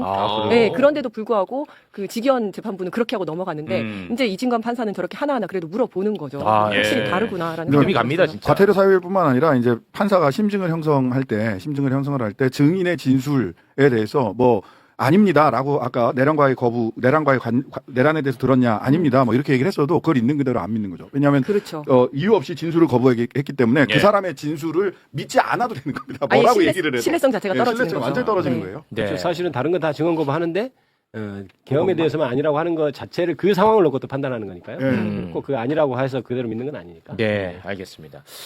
자, 그래서 뭐 특별한 내용은 없었어요. 네. 근데 그래서 제가 요거 하나 좀 여쭤볼까 합니다. 검사님도 또 마침 나오셨으니까 이것도 다 법조인이시고 검사님. 2024년 5월에요. 그러니까 윤석열 정부 때죠. 이창수라는 사람이 서울중앙지검장으로 갑자기 들어옵니다. 그 이후 김건희 사건에 대해서 이제 무혐의로 털어줄 요량으로 소환 조사 한 번 하지도 않고 불기소 처분 문건을 만듭니다. 문건 잠깐 좀 올려주시겠습니까? 요걸 5월에 만들어버려요. 네. 예. 시세 조정에 계좌가 이용된 것은 맞지만 주가 조작에 대한 인식이 없었다. 증거 불충분하여 혐의 없다. 네. 뭐 김건희 예상 진술 내용도 포함되어 있어요. 여기 포함돼 있어. 이거 사람 미치게 하는. 조사 전인 거죠, 네, 이게? 조사 전이야. 네. 이창수가 오자마자 이게 이제 만들어졌는데 이거를 이제 직접 작성한 사람이 현직 검사입니다. 검사님. 네. 근데 그 현직 검사 1차 종합특검 때 당연히 수사 대상이어야겠죠. 네. 그래서 소환을 합니다. 2번이나. 근데 소환에 불응해요. 그리고 1차 종합특검은 끝이 납니다. 그러고 나서 바로 미국으로 떠납니다. 미국 연수. 네. 그리고 2차 종합특검이 이제 출범을 해서 이 사람을 조사를 해야 되지 않겠습니까? 네. 그런데 법무부에서 협조 요청을 그러니까 특검이 법무부에 협조 요청을 하면 법무부가 적극적으로 협조하겠다고 약속을 했거든요. 근데 어떤 일인지는 잘 모르겠는데 지금 보도상으로는 법무부가 특검의 협조 요청에 소극적이야. 우리가 뭐 더 이상 할 수 있는 게 뭐가 있냐. 우리가 뭐 할 수 있는 게 뭐 권한이 있는지도 모르겠다. 이런 식으로 지금 얘기를 하고 있다는데 이거 어떻게 제가 받아들여야 됩니까? 일단 저 재판 수사를 하기 전에 이미 결론을 내놓은 것은 맞는 것 같고요. 네. 그러니까 그 결론도 이제 법률상 용어는 범의, 그러니까 고의, 그러니까 어떤 행위를 할 때 고의가 있냐 이제 그걸 따지게 되는데 고의가 없는 걸 좀 턴다고 표현합니다. 무혐의 할 때 턴다고 네. 그렇게 털 계획을 잡고 있었던 것 같고 실제로 방조 법리 이렇게 해서 그때 문건까지 판례도 참조해보라 이런 기사가 맞습니다. 나왔었잖아요. 네. 그러니까 이제 아예 그 방향으로 정하고 어떻게든 진술하더라도 고의가 없이 결론을 내리려 했던 건 맞는 것 같아요. 네. 이창수 검사장이 올 때도 이미 그런 걸 다 계획하고 온 것 같고. 네. 그런데 뭐 우리 정부 법무부라 제가 조금 조심스러운 면이 있습니다만 네. 어떤 게 있냐면 저기 지금 제가 알기로 그 검사가 아직 참고인이에요. 네, 맞습니다. 참고인이에요. 그런데 맞아요. 만약에 피의자면 법적으로 냉정히 불러서 또 소환해서 체포영장도 받고 그다음에 법무부에서 뭔가 강제할 조치가 있긴 한데 네. 참고인은 사실 수사기관에서 출석하라 해도 출석할 의무는 없거든요. 네, 그렇긴 근데 하죠. 법무부에서도 오히려 참고인의 출석 의무 없는 참고인에 대해서 이렇게 강제로 오라 하는 게 또 나중에 문제가 될 수 있을 것 같아서 저러는 것 아닌가? 이런 저는 생각을 하고 그 기사를 봤습니다. 아, 혹시나 역공당할까봐. 네. 그래서 두 가지 방법이 있는 것 같아요. 두 가지 방법. 지금 저도 네. 왜 그럴까에 대해서는 네. 그 똑같은 의견이거든요. 그럼 앞으로 그럼 어떻게 할 건데? 그럼 그대로 둘 거냐? 네. 참고인 신분인 한 진짜 조치에는 좀 한계가 있습니다. 그러면 이메일 조사가 됐든 전화 조사가 됐든 해서 논리적 모순을 파악을 해서 피의자로 신분을 전환하는 방법이 있고 이건 특검 측에서 할 수 있는 일입니다. 참고인이 아니라 피의자로 신분을 전환할 수 있도록 조금 더 수사를 하는 거지. 아. 이메일이든 전화로든. 그다음에 이제 법무부 쪽에서는 뭐냐 하면 이게 이제 제 생각에는 그분이 국내에 와서 잠깐 국내 출장을 해서 하실 일이 있지 않을까? 국내 출장 명령을 내리면 됩니다. 출장 명령. 네, 출장 명령 내리면 됩니다. 근데 약간 그게 조심스러운 마음이 아마 있을 거예요. 아, 그래요? 그게 나중에 또 이제 직권남용 부분이 굉장히 직권남용 엄격하기 때문에 사실 이제 법적으로 의무가 없는 일을 어느 정도 할 수 있냐 이런 문제가 아마 있을 거예요. 사실 현실적으로. 그냥 그것만을 위한 게 아니라 그분이 지금 직무연수 중인데 어차피 직무연수 할 때는 법무부에서 다 관리해야 돼요. 그렇죠. 검찰청이 아니라 예. 법무부에서 이분이 꼭 국내에 들어와서 한 보름 상관에 와서 꼭 하실 수 있는 출장 업무거리가 뭐가 있는지 리스트를 한번 잘 점검을 해주셨으면 좋겠다. 근데 사실상 이제 그거는 특검에서도 한번 그건 결단을 내려볼 수 있는 일인 게 아마 방금 말씀하셨듯이 피의자로 전환도 저는 충분히 가능할 것 같거든요. 왜냐하면 여러 정황상 네. 좀 혐의가 좀 있어 보이니까. 그렇습니다. 이 정도면 사실 피의자로 전환해서 수사를 해도 되지 않을까 싶은데 그건 이제 수사 진척 정도 제가 정확히 모르니까 뭐라고 말씀드리기는 어려운데 네. 그렇습니다. 예. 아, 지금 이게 버퍼링 때문에 큰일이네. 많이들 말씀하시고 네, 계속 얘기하시네요. 너무나도 PC 많은 버퍼가 많다고 그러네. 많은 분들이 지금 버퍼 때문에 방송을 뭐 전혀 볼 수가 없는 상황이다. 뭐 그런 얘기를 하고 계시는데 예. 그 혹시 좀 확인해봤어요? 좀? 네, 확인을 좀 한번 해보세요. 예. 네. 아, 이 버퍼가 지금 굉장히 심한 것 같은데요. 저희 쪽에서는 지금 어떻게 다른 방도가 없기 때문에 네, 일단은 저희가 계속 진행을 하도록 하겠습니다. 네. 자, 김건희가 세상 아무것도 모른다는 듯 저런 이야기를 했습니다. 네. 그런데 김건희는요, 윤석열 정권에서 아주 사소한 것 하나까지도 다 챙긴 사람입니다. 어제 관저공사 특혜 혐의로 기소된 김호진 전 국토교통부 1차관 네. 재판이 있었거든요. 예. 여기에 21g 전 직원이 나왔어요. 네. 그런데 아주 새로운 증언이 많이 나왔습니다. 네. 요거는 굉장히 의미가 있었습니다. 맞아요. 소개를 좀 한번 해주시죠. 자, 법정 증언입니다. 공사를 진행했을 때 21g 대표로부터 여사가 주는 공사니까 잘 끝내야 한다라는 취지의 얘기를 들었다. 그리고 은밀한 공간이어서 21g에 맡겼다라는 말을 설계팀에게 들었다라고 증언을 하고요. 특검에서 김건희가 현장에 오면 공사 작업자들은 숨고 경호처 직원들이 창호를 가리고 21g 대표 혼자 밖에 나가서 김건희한테 진행 상황 설명했다는 내용이 맞냐? 라고 물어보니 예! 맞습니다. 김건희 오고. 저 너무 웃기지 않아? 뭐야? 아, 저게 너무 웃겨. 예. 특검이 좀 물어본 게 다른 사람이 저렇게 진술을 한 거야. 네. 그래서 이제 복수의 이제 크로스 크로스 체킹을 체크. 한번 해본 거예요. 이랬다는데 맞냐? 근데 맞다고 한 거야. 네. 아니 뭐 김건희가 뭐 귀신도 아니고 김건희는 절대 보면 안 되는 사람인 것처럼 저렇게 그 꽁꽁 다 닫고 만나고 현장에서 지시하고 가고 한 요렇게 3차례 했던 것 같아요. 그러면서 김건희가 어떤 지시를 했는지도 자세하게 또 증언을 했는데요. 예. 예산을 잡을 때 증축 공사는 있었고 고양이 방이랑 드레스룸이 처음부터 얘기가 나온 범위였다. 나중에 추가로 생긴 게 히노키탕, 욕조가 들어가는 것이었고 수영도 할 수 있으면 좋겠다는 얘기를 반영해서 땅을 더 깊이 파서 만들었다. 수영이에요? 수육이에요 이게? 그러니까 김건희가 작은 것 하나까지 다 챙겼던 거예요. 하나하나 다 관여했네요. 안 챙긴 게 없습니다. 김건희는. 예, 그런데 어떻게 계엄은 안 챙겼을까요? 그러니까요. 그런 건 있을 수 말이 없는 안 되죠. 일이겠죠. 고양이 방 하나까지도 챙긴 여잔데 말이 안 되죠. 저거 현장에 3-4번이나 갔다는 거 아니에요? 그렇습니다. 그렇죠. 그럼 뭐 계엄 당연히. 야, 당연하죠. 아니 그 수영장 깊이 팠다는데 그 관저에 사람이 할 수 있는 수영장이 나올 만한 부지는 없거든요. 근데 거기 그 전에 그 관저 들어갔을 때 희한한 게 있었다고 좀 깊이 뭐 수조 같은 거 하나 있긴 했었죠. 그래서 이게 고양이 수영장 아니면 개 수영장 아닌가? 특히 개는 수영 좋아하거든요. 고양이는 물에 들어가는 거 안 좋아해도. 여기서 얘기하는 수영장이 개 수영장인가? 그럴 가능성이 없지 않았습니다. 그럴 가능성이 높아 보이더라고요. 그리고 실제로 마지막에 나오기 전에 한 몇 개월 동안 물을 어마어마하게 많이 썼다라는 게 맞아요. 있었잖아요. 물사용. 물사용이 있었는데 이게 정말 개 수영장인지 아니면 어떤 뭐 주술적인 이유에서 뭐 한 건지 뭐 여러 가지 이야기가 나왔었는데 어쨌든 여기에도 수영장을 또 만들려고 했다는 거 보면 뭔가 물을 좀 가까이 하려고 했었던 것 같다는 생각이 들고 아까 그 김건희가 오면 작업자들은 숨고 창호 가리고 막 이런 게 되게 특이하잖아요. 특이하더라고요. 근데 이제 이 사람이 굉장히 많은 진술을 한 것 같은데 이제 이 진술의 신빙성을 확인하기 위해서 다른 사람들한테 이제 계속해서 물어본 것 같아요. 그러니까 이런 얘기는 거짓말을 하기가 힘들잖아요. 그렇죠. 그래서 자기가 경험한 거를 그대로 얘기를 했는데 또 다른 사람한테 물어보니까 또 똑같은 얘기를 했다라고 그렇죠. 하면 이 사람의 진술의 신빙성이 굉장히 올라가는 거기 때문에 아마 이렇게 체크를 한 것 같습니다. 그렇습니다. 기본적으로 약간 갑질한 것 같아요. 하나하나 다 하고 또 이제 진술한 내용 보니까 한 번 와서 시키면 계속해서 뭐가 변경이 되기 때문에 새벽 1시까지 잠을 못 자고 막 이제 이런 얘기들이 나오거든요. 맞습니다. 네. 근데 그 김건희가 왔을 때 일사불란하게 막 다 문 닫고 사람들 이랬던 거는 김건희가 시키지 않고선 그럴 이유는 없을 거 아닙니까? 그렇죠. 그러니까 그런 것까지도 그렇죠. 아마 뭐 예를 들면 21g 대표한테 그 좀 나오면은 저 숨으라 그래. 숨으라고 좀 해. 그럼 왜 자꾸 보여? 뭐 이런 그러지 않았으면 아무렇고서 저럴 필요는 없잖아요. 그러니까 아니면 뭐 숨으라고 해라기보다는 내가 온 거를 다른 사람 모르게 해라. 모르게 근데 거기서 일하고 있으까 그 사람들한테 집에 가라고 할 수는 없으니까 일단 숨어라. 너네는 없는 거다. 아마 이렇게 가지 않았을까. 그렇습니다. 숨으라 그러면 모르게 하는 게 아니라 더 하는 거 하게 하는 아니에요? 오히려? 야 김건희 왔다 숨어. 더 하지. 아니 그거 알거든. 대통령 행사 때 군부대 있을 때 저도 부대 있을 때 대통령 행사 때가 딱 되면 전부 다 이 놀이새 뭉치 다 빼라. 그 다음에 야 방위들은 창고에 들여보내. 그럼 대통령 오는 거거든. 대통령은 방위를 싫어해요? 모르겠어요. 제가 방위라서 그런데 창고에 들어가라. 야 아니 왜 방위를 창고에 뭐라? 그거 좀 그렇다. 나가서 무슨 뭐 사고 칠 거라고 생각을 하는 거지. 약간 폐가 안 나는 거죠. 중간에 퇴근할까 봐. 아 그거 좀 너무하신 거 아니에요? 아 이거 너무하네. 군부대 헌병대 있었는데 야 저희 방위들은 저 창고로 좀 들어가 있어라. 그러면 대통령 오는 날이야. 너무하네 진짜. 놀이새 뭉치 하나씩 다 뺐잖아요. 놀이새 뭉치 다 빼라 그러고. 총을 쏠 수 없게끔. 못하게. 근데 이제 그거는 그럴 수 있다고 치는데 왜 방위는 창고로 치우냐고. 그거 너무한데 그거. 뭐좀 약간 인권에 대하지 않아요? 아니 그때 무슨 혹시 뭐 부대 지휘관이 뭐 박상용이었어요? 창고에 왜 자꾸 그러니까. 야 너네 연어 먹고 있어? 아니 왜 창고에 넣어? 그래 아스팔트 물 청소하고 아스팔트 물 청소해 그러면은 며칠 있다 오시나 보다. 아니 근데 아스팔트 했는데 나중에 헬기로 오시잖아요. 맞아. 물 청소해.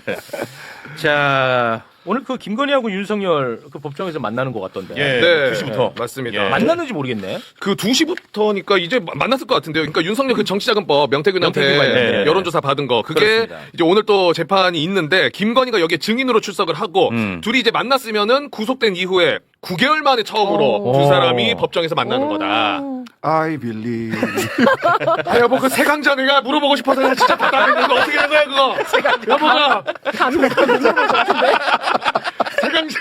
세강자요? 그러면 저는 내란 얘기할 거예요. 배경음악으로 I believe 깔아줘야 된다니까. 저기 딱 법정에 들어올 때 I believe. 지금 보도상으로는 오늘 출석했네. 네, 법정에서 대면했다는 속보들이 막 나왔네요. 아, 중계 오늘 중계는 안 되는 거죠? 그러니까 그게 언론사들에서 재판 촬영할 수 있게 해달라 그랬는데 재판부에서 허가 대상이 아니라고 촬영을 불허했어요. 네. 알겠습니다. 뭐 관련 소식은 내일 저희가 전해드리도록 하겠습니다. 네. 자, 그리고 이거 진짜 너무너무 열받는 내용인데 저희가 그동안에 워낙 큰 뉴스들이 많아서 못 다뤘는데 오늘은 꼭 다루고 갑니다. 서부지법 폭동. 이건 진짜 큰 사건입니다. 그럼요. 이런 일은 없었어요. 법원을 그냥 박살을 내고 구속영장 발부한 판사를 잡으러 다닌 사건. 불 질리려고 했던 사건. 이거 엄청나. 이게 나는 진짜 내란이거든요. 내가 봤을 때는. 이 서부지법 폭동의 배우로 지목됐던 정광훈이가 당연히 이제 구속돼야 됐고 구속됐습니다. 그런데 보석으로 풀려났습니다. 심지어 더 열받는 거는 조건이 서부지법에서 보석을 허가해줬어. 그게 말이 돼? 그리고 전광훈이가 집회에서 한 발언이 문제가 됐던 거거든요. 근데 보석 조건에 집회 참석 불허가 없어도 이래저래 정말 이해할 수가 없습니다. 그런데 보석 닷새 만에 사랑제일교회 신도들 앞에 섰는데 여기에서 막말을 막 쏟아내고 그리고 8월 15일에 반정부 집회 대대적으로 내가 한번 펼치겠다라고 공언을 했습니다. 이거는 사실 이제는 정광훈을 욕할 건 아니라고 봐. 이 법원이 문제야, 법원이. 그러니까요. 일단 정광훈의 모습 잠깐 보고 오겠습니다. 우리는 이겼습니다. 할렐루야. 내가 나오니까 좋아요. 서부구치소에 영치금을 보내주신 사람들에 대하여 너무 감사를 드립니다. 깜빵인지는 다시는 안 가려고. 왜 안 가려고 하냐면은 일단은 내가 없으면요 대한민국이 북한으로 넘어가요. 이재명이가 이스라엘 욕하는 거 봤잖아요. 정신 나갔지. 반드시 내가 강원에서 120만 명을 해가지고 끝장을 내야 돼. 끝장을 내야 돼. 그리고 8월 15일 날은요 1000만 명이 와야 돼. 영치금한 5억 받았다고 하는 거 같은데. 맞아요. 이거는 사실 뭐 나는 정광훈 이제 욕하고 싶지 않아. 이런 이상한 사람들은 언제나 존재해. 그러면 사회 시스템으로 엄단하면 됩니다. 엄단하면. 그런데 왜 풀어주냐고. 제가 뭐 법을 몰라서 또 함부로 말하는 걸 수도 있으니까 우리 법조인 세 분 이런 자를 왜 풀어줍니까? 아니 저는 그래서 이래서 교정이 안 된다고 봐요. 맞습니다. 뭔가 잘못했을 때 들어갔을 때 정말 그 법의 엄중함을 깨닫고 다시는 안 그래야 되겠다라는 생각을 해야 되는데 그럼요. 나오자마자 우리가 이겼습니다. 나 이제 다시는 깜빵 안 가려고. 이게 마치 내가 한번 가봤는데 이거 아닌 것 같아서 내가 나왔어. 이런 식으로 그렇습니다. 이야기를 하지 않습니까? 더 힘을 실어준 꼴이 그렇죠. 됐어요. 그래서 마치 뭐 희생자, 순교자 그런데 내가 왔으니까 우리 다시 뭉치자. 내가 대한민국 살리자. 이런 얘기를 하고 있으니 그러니까 법원 입장에서도 참 이렇게 하니까 교정이 안 되는 거고 어떻게 보면 스스로의 어떤 사법부의 신뢰라든지 권위를 스스로 무너뜨린다라는 생각이 드는 겁니다. 그리고 아까 그 앵커님이 말씀하셨을 때 그 집회 참여 금지 이런 말씀하셨었잖아요. 그 전에는 실제로 집회 참여 금지를 시켰었습니다. 그 전에는 이제 집회에서 자유한국당을 본인이 막 지지하는 발언을 함으로써 선거법 위반으로 이제 그때도 이제 들어갔었는데 그때는 보석으로 나왔죠. 보석으로 나올 때 집회 참여 금지가 조건이었습니다. 그래서 집회 참여를 못하게 했었거든요. 근데 이번에도 마찬가지지 않습니까? 집회에서 계속해서 선동하고 한 건데 그렇다면 이번에 보석으로 물론 이제 병보석 몸이 아프다 그러니까 병보석을 허가를 해주더라도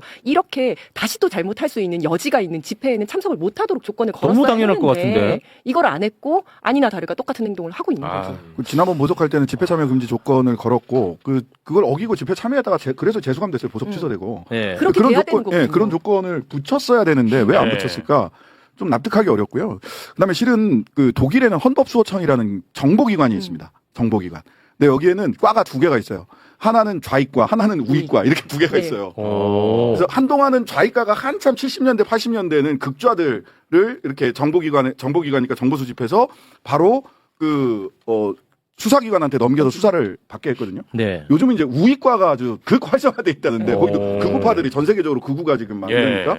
이렇게 하면은요, 독일에 있는 헌법수사청에서는 바로 수사기관에 넘겨가지고 이 사람들은 기본적으로 민주질서를 위반하고 있고 선동하고 있고 극단적인 서부지법 폭력 같은 이런 경우들이 있을 수 있으니까 다른 방식으로 처벌해야 된다라고 아예 분류를 다시 해요. 그래서 저도 우리나라도 헌법수사청 생겨야 되는 거 아니야? 이런 생각을 해요. 사실은 이게 우리나라에 꼭 필요할까라고 저는 유보적이었는데 이번 전광훈이나 윤석열 이거 보면 이렇게 하면 안 됩니다. 저는 완전 찬성해요. 어. 헌법소호처. 법원이 법원 침탈하는 것은 사실 민주주의 사회에서 최후 보린 법원을 침탈하는 것은 그건 어떤 근본적인 제도를 무너뜨리는 것인데 네. 당사자인 법원이 너무 처벌도 굉장히 그동안 약하게 됐거든요. 이번 네. 서부지법 그 난동 사건 그렇습니다. 맞아요. 형량이 너무 낮고 맞아. 그다음에 정광훈도 보니까 보통 이제 6개월 다 되면 그거를 이제 병고석 핑계대서 내주는 경우인데 이거는 6개월도 다 된 사건도 아닌 걸로 제가 알고 있어요. 네. 그러니까 그렇게 해서 병고석 내줄 거면 아마 교도소에서 병고석 해야 될 사람 굉장히 많을 거예요. 아유, 그럼요. 저도 이 소식 듣고 너무 깜짝 놀랐는데 법원이 너무 미온적인 거다. 예. 아니 그럴 이유가 있는 것 같아요. 우리가 모르는 뭔가가. 도저히 이해할 수가 없는데. 이렇게 그 보석이 나는 잘 안 된다고 그동안에 항상 들어왔는데. 원래 또 들어갔을 때 죄의 진로도 도저히 보석이 안 될 거다 이렇게 생각하고 있었거든요. 네. 그런데 나와서 저도 깜짝 놀랐는데 왜 그런지 정말 모르겠어요. 이게 아무래도 저는 이건 의구심이고 그냥 추정입니다. 예, 추정인데 조이대 코트에서 내란과 관련된 이런저런 사실 몇 가지 판단들을 우리가 도저히 이게 왜 이래? 예. 근데 그와 같이 이렇게 생각을 같이 하는 분들이 내란에 대해서 적극적으로 법원이 어떤 판단을 해 나가는 것이 궁극적으로는 현재의 대법원 조이대 코트에 대한 여러 가지 리스크로 볼 수 있죠. 리스크로 볼 수 있는 게 리스크로 보고 그런 리스크 관리 차원에서 뭔가를 하고 있는 게 아닌가? 그러니까. 솔직히 저는 그런 의구심이 그러니까 들어요. 그거 말고는 솔직히. 설명이 안 돼. 예. 그럴 이유가 없잖아. 이유가 그러니까 없어요. 무슨 뭐 내란과 좀 관련 있다 싶으면은 굉장히 이해하기 어려운 결과물들이 나와. 마스크 벗어 하는 이진관도 있는데 네. 왜 여기는 이런 식이냐는 거예요. 서부지법인 거죠 이게? 서부지법이야. 난 진짜 이게 이해가 안 돼. 오히려 진짜 더 가중처벌하고 그럴 것 같잖아. 예. 근데 풀어줘. 서부지법이야 또. 이게 이해가 안 돼. 그만큼 나는 뭐 관대하다 이런 걸 보여주려고 그러는 건가? 이 말이 안 됩니다. 이거는 진짜 이해할 수가 없습니다. 예. 관대해서는 안 되는 쪽에 관대하는 거 그러니까요. 관대한 게 아니에요. 그러니까요. 봐주기 하는 거죠. 예. 최근에 나온 법원의 결정 여러 개 중에 제일 이해할 수 없는 것 중에 하나입니다. 이게 지금. 예. 그 앞으로 계속 집회를 키워나간다고 하니까 이거는 진짜 하리로 때 사법부가 처음 그러니까 이 사법부가 어떻게 책임질지를 모르겠어요. 아무것도 책임을 안 지니까. 그러니까 사랑제일교회 측 다른 사람도 국민저항권 또 얘기하고 막 그래요. 또 하더라고. 국민저항권 때문에 문제가 생겨가지고 구속된 거였거든. 너무 위험한데 이게. 예. 자, 그리고 이번에 또 다룰 인물은 전한길입니다. 전한길. 심각해. 전한길은요, 이재명 대통령에 대한 허위 사실을 반복적으로 유포했습니다. 예. 반복적으로 유포한 그 영상 일부분만 짧게 좀 볼까 하는데, 그 잘 안 들리나요? 네, 잘 안 들리네요. 그거 좀 빌려드려. 예. 자, 이어폰 껴주시고. 너무 다정해 보여요. 건축학개론. 야, 건축학개론. 아까는 제게 안 들렸는데 이제 우리 이건 제게 안 들려요. 건축학개론입니다. 너무입니다. 자, 함께 보시죠. 싱가포르 갈 때 160조가 넘어가는 금액을 담고 각종 초음속 미사일, 뭐 천궁, 비궁, 천무 뭐 곳곳에 그런 것들에 대한 재원이나 설계도 이런 걸 다 담아서 소스 코드 같은 걸 담아서 지금 싱가포르에서 전달이 됐다라고. 최수영 쌤은 아마도 그 싱가포르 가서 이재명이 갖고 있는 감추어진 재산 또는 우리나라 군사 정보 이런 것을 중국에다가 이렇게 넘겨주러 갖는 것일 수 있다. 이 말은 그렇게 선물을 갖다 줘야만 이재명이가 중국으로 망명할 수 있다. 쓰레기 봉투, 종량제 봉투까지도 사재기하고 있고 뭐 그런 상황 아닙니까? 이런 마당에 무려 90만 배럴이라는 어마어마한 기름이 울산에서 서해안을 통해서 중국으로 들어가는 항적 경로가 공개가 됐습니다. 그리고 그것이 북한으로 건너갔는지 아직 알 수가 없지 않습니까? 여러분 이건요 간첩행위입니다. 반국가 행위거든요. 이재명 알고 있습니다. 분명히. 정말 이걸 논리적으로 완박한다는 게 너무나 화가 나는데 우리는 다 했었어요. 팩트체크 다 했습니다. 네. 자, 이것 때문에 이제 서울경찰청이 조사를 해서 검찰에 구속영장을 신청을 했거든요. 예.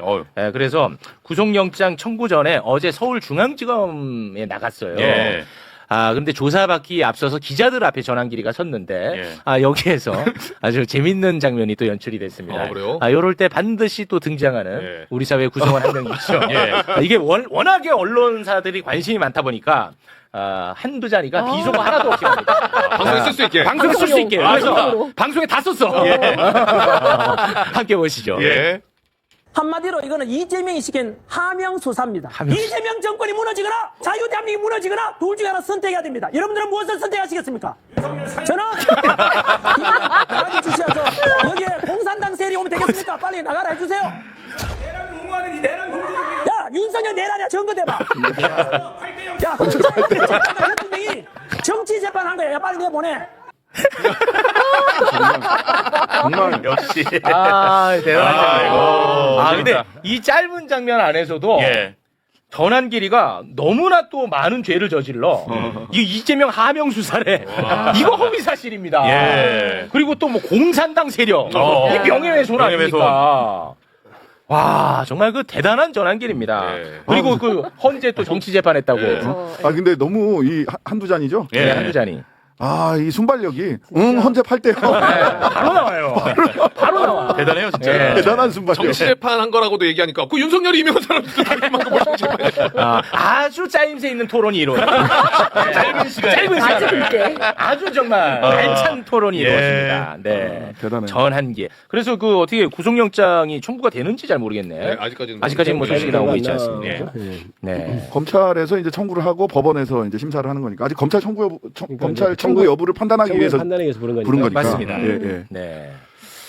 재밌네. 아니 그리고 또 뭐 이준석 대표가 미국 하버드대에서 경제학 복수 전공한 거 아니라고 또 얘기해서 이준석 대표한테도 또 고발 당한 것 같더라고요. 그것도 같은 사유 중에 하나예요.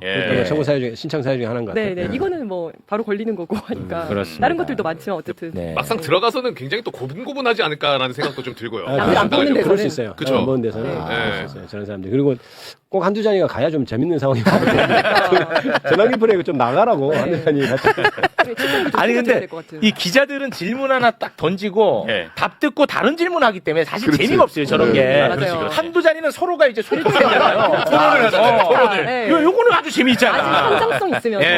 의미 사회적으로 의미가 있는 토론이에요. 구속되고 나와서 전환길 팀에 나가서 둘이 서로 제일 재밌는.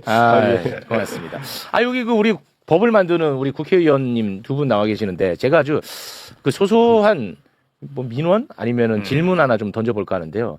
제가 요새 너무 많은 이제 고발을 당하고 있어요. 근데 뭐 잘못하면 뭐 처벌 받아야 되죠. 근데 내 얘기를 내가 이렇게 얘기해서 조금 신뢰도가 떨어지긴 하지만 너무 이게 고발거리가 안 돼. 그냥 유시민 작가 나온 방송, 그 방송이 문제가 있다고 이번에 또 고발당했다고 언론 보도 나오더라고. 근데 언론사도 이 고발에 대한 성격에 대해서도 좀 뭐 분석하고 첨언을 하고 해야 되는데 그냥 그 사실관계만 딱 전하니까 내가 나쁜 놈이 딱 돼버려. 사진 이렇게 해갖고 여기 최욱, 유시민 뭐 이렇게 하면 정말 죄인 같아 보인단 말이야. 근데 뭐 잘못하면은 뭐 처벌받고 당연히 뭐 고발될 수 있는데 너무 무분별해 요새 보면은. 이거는 좀 방법이 없겠죠. 저도 고발을 같이 많이 당하고 있는 입장입니다. 근데 저는 형사 이제 절차를 하면서 고소는 이제 피해자가 하는 거고 고발은 제3자가 하는 거잖아요. 그런데 고발의 의의가 사실 있습니다. 이제 피해자가 없는 범죄라든지 뭐 그럴 수 있죠. 피해자가 고소를 못하는 경우에 그렇죠. 이웃에서 혹은 옆에 사람이 할 수 있도록 하는 제도인데 사실은 제가 검사 시절에 이게 너무 남발되는 우려가 있다. 그리고 이제 다른 수사를 하는 경로로 무슨 시민단체라고 하는데 이렇게 이름 빌려서 사실 한 명 정도 있는 그런 빌려서 하는데 그건 제도 개선이 사실 좀 필요한 것 같고요. 그러다가 급기야 이제 나온 게 고발사주까지 나와버렸잖아요. 그러니까 사실 그게 이제 고발사주 그런 거거든요. 내가 직접 못하니까 고발을 하는 형식을 통해서 수사를 하는 게 고발사주인데 그건 사실 제도적으로 좀 고민을 해야 된다고 저도 생각하고 있습니다. 그러니까요. 이제 제도적인 고민 저도 뭐 필요한 부분들. 근데 이게 고발권을 또 그렇죠. 또 제한할 수는 없고. 그럴 때 이제 저는 최욱 진행자 개인에게 저도 며칠 전에 보니까요. 뭐 무혐의 처분 문서가 왔어요. 저도 모르는 게 많아요. 뭘로 내가 고발을 당해서 피해자. 그러니까 받아보면 내가 이렇게 고발이 돼 있었어. 너무 많아요. 그런 게 자꾸 와요. 근데 그런 것 때문에 스트레스를 받으면 이거 못 삽니다. 그냥 그러려니 해버려야 돼. 특히 또 이런 게 있어요. 정당 차원에서 고발하잖아요. 그러면은 진짜 뭐 문제가 있는 거는 당연히 뭐 조사해야죠. 근데 누가 봐도 그냥 내가 유튜브에서 한 발언을 갖고 고발을 하면 이 유튜브에 이미 증거가 다 있는 거잖아요. 이것만 딱 보면 알 수 있잖아. 그런데 정당 차원에서 고발하면 거의 대부분 소환합니다. 그러면은 그럼 변호사를 또 대동하고 그럼 비용이 이거 엄청나게 이게 또 발생하고 그러니까 뭐 내가 불편 하고 싶지 않다고 해서 말을 하는 게 아니라 저는 뭐 저대로 그냥 다 할 겁니다. 다른 누군가가 이게 입틀막에 도구로 활용될 것 같아서 말씀드리는 거예요. 봉쇄 소송, 봉쇄 고발이죠. 그런 게 사람 귀찮게 만들고 돈 들게 만들고. 이게 뭔가 좀 보완이 필요해 보여. 그러니까 무죄가 되더라도 뭐 한 3년 4년까지 걸려야 되는 거고 이제 검찰이 불기소하더라도 그때까지는 굉장히 위축되는 거잖아요. 시간과 노력과 윤석열이 그렇게 얘기했잖아요. 무혐의 나오더라도 검찰이 작정을 하고 하면 인생 망하는 거다. 그렇습니다. 그걸 너무 잘 알고 있는 거죠. 이런 거 있습니다. 이제 본인 일이라 좀 걱정이 많이 되겠지만 저 같은 경우는 고발됐다는 기사가 뜨면 사실 크게 신경 안 쓰거든요. 이제 그냥 공격용으로 고발을 많이 하는 경우가 많으니까 이제 본인이 이미지나 이런 건 별 걱정 안 해도 될 것 같은데 문제는 정말 소환이 됐을 때 이제 비용이 들잖아요. 많이 그리고 들죠. 이제 스트레스 그리고 이제 아무리 자기가 괜찮다고 해도 스트레스를 받거든요. 그럼요. 출석하는 게 보통 일이 아닌데 그런 건 좀 제도적으로 보완을 좀 해야 된다고 저는 생각하고는 있습니다. 제한하지 않는 범위에서. 그래서 그런 게 저는 제도적 보안 범위 빠르게 각하시키는 것도 좀 필요하고요. 고발이 막 들어온다 각하 요건을 좀 조금 더 이렇게 해서 이런 건 소환 조사 필요 없이 탁탁탁탁 쳐내는 게 하나가 필요하고 그다음에 지금은 법원에 기소가 돼서 법원에서 재판 받을 때만 이 국선 변호사가 있잖아요. 근데 어떤 측면에서 보자면 사건을 이렇게 필요한 경우 가능하면 저는 수사 단계에서도 변호사가 필요하다고 봅니다. 영국이나 이런 데는 보면 수사 단계에서 국선 변호사가 특히 청소년 사건, 여성 사건 같은 경우는 무조건 들어가요. 그러니까 우리나라에서도 사실 수사 단계가 사실 더 힘들고 고통스러운 경우들이 워낙 많거든요. 수사 단계에서도 국선 변호사가 필요하지 않을까라는 저는 생각이 사실 딱 한 가지만 더 길어졌습니다만 한 가지만 더 붙이면 이 고발 사건이 사실 무분별하게 되는 면이 물론 이제 긍정적인 면이 분명히 있어요. 고발 자체가. 그런데 무분별하게 되는 고발에 대해서는 좀 각하하는 범위를 이렇게 조금 더 이렇게 열거해서 좀 수사 준칙처럼 좀 만들 필요가 있을 것 같아요. 고발장 자체로도 혐의 없는 사실이 굉장히 많이 있거든요. 그걸까지 소환하고 이런 경우도 가끔 있어요. 그런 그물에 걸리는 건 그냥 바로바로 각하해서 소환까지 안 가더라고요. 조금 부정을 해야 된다. 그러니까 이런 생각이 좀 있어요. 알겠습니다. 자, 그러면 우리 김기표 의원님과는 여기서 인사 나누겠습니다. 김기표 의원님 대단히 고맙습니다. 감사합니다. 감사합니다. 네.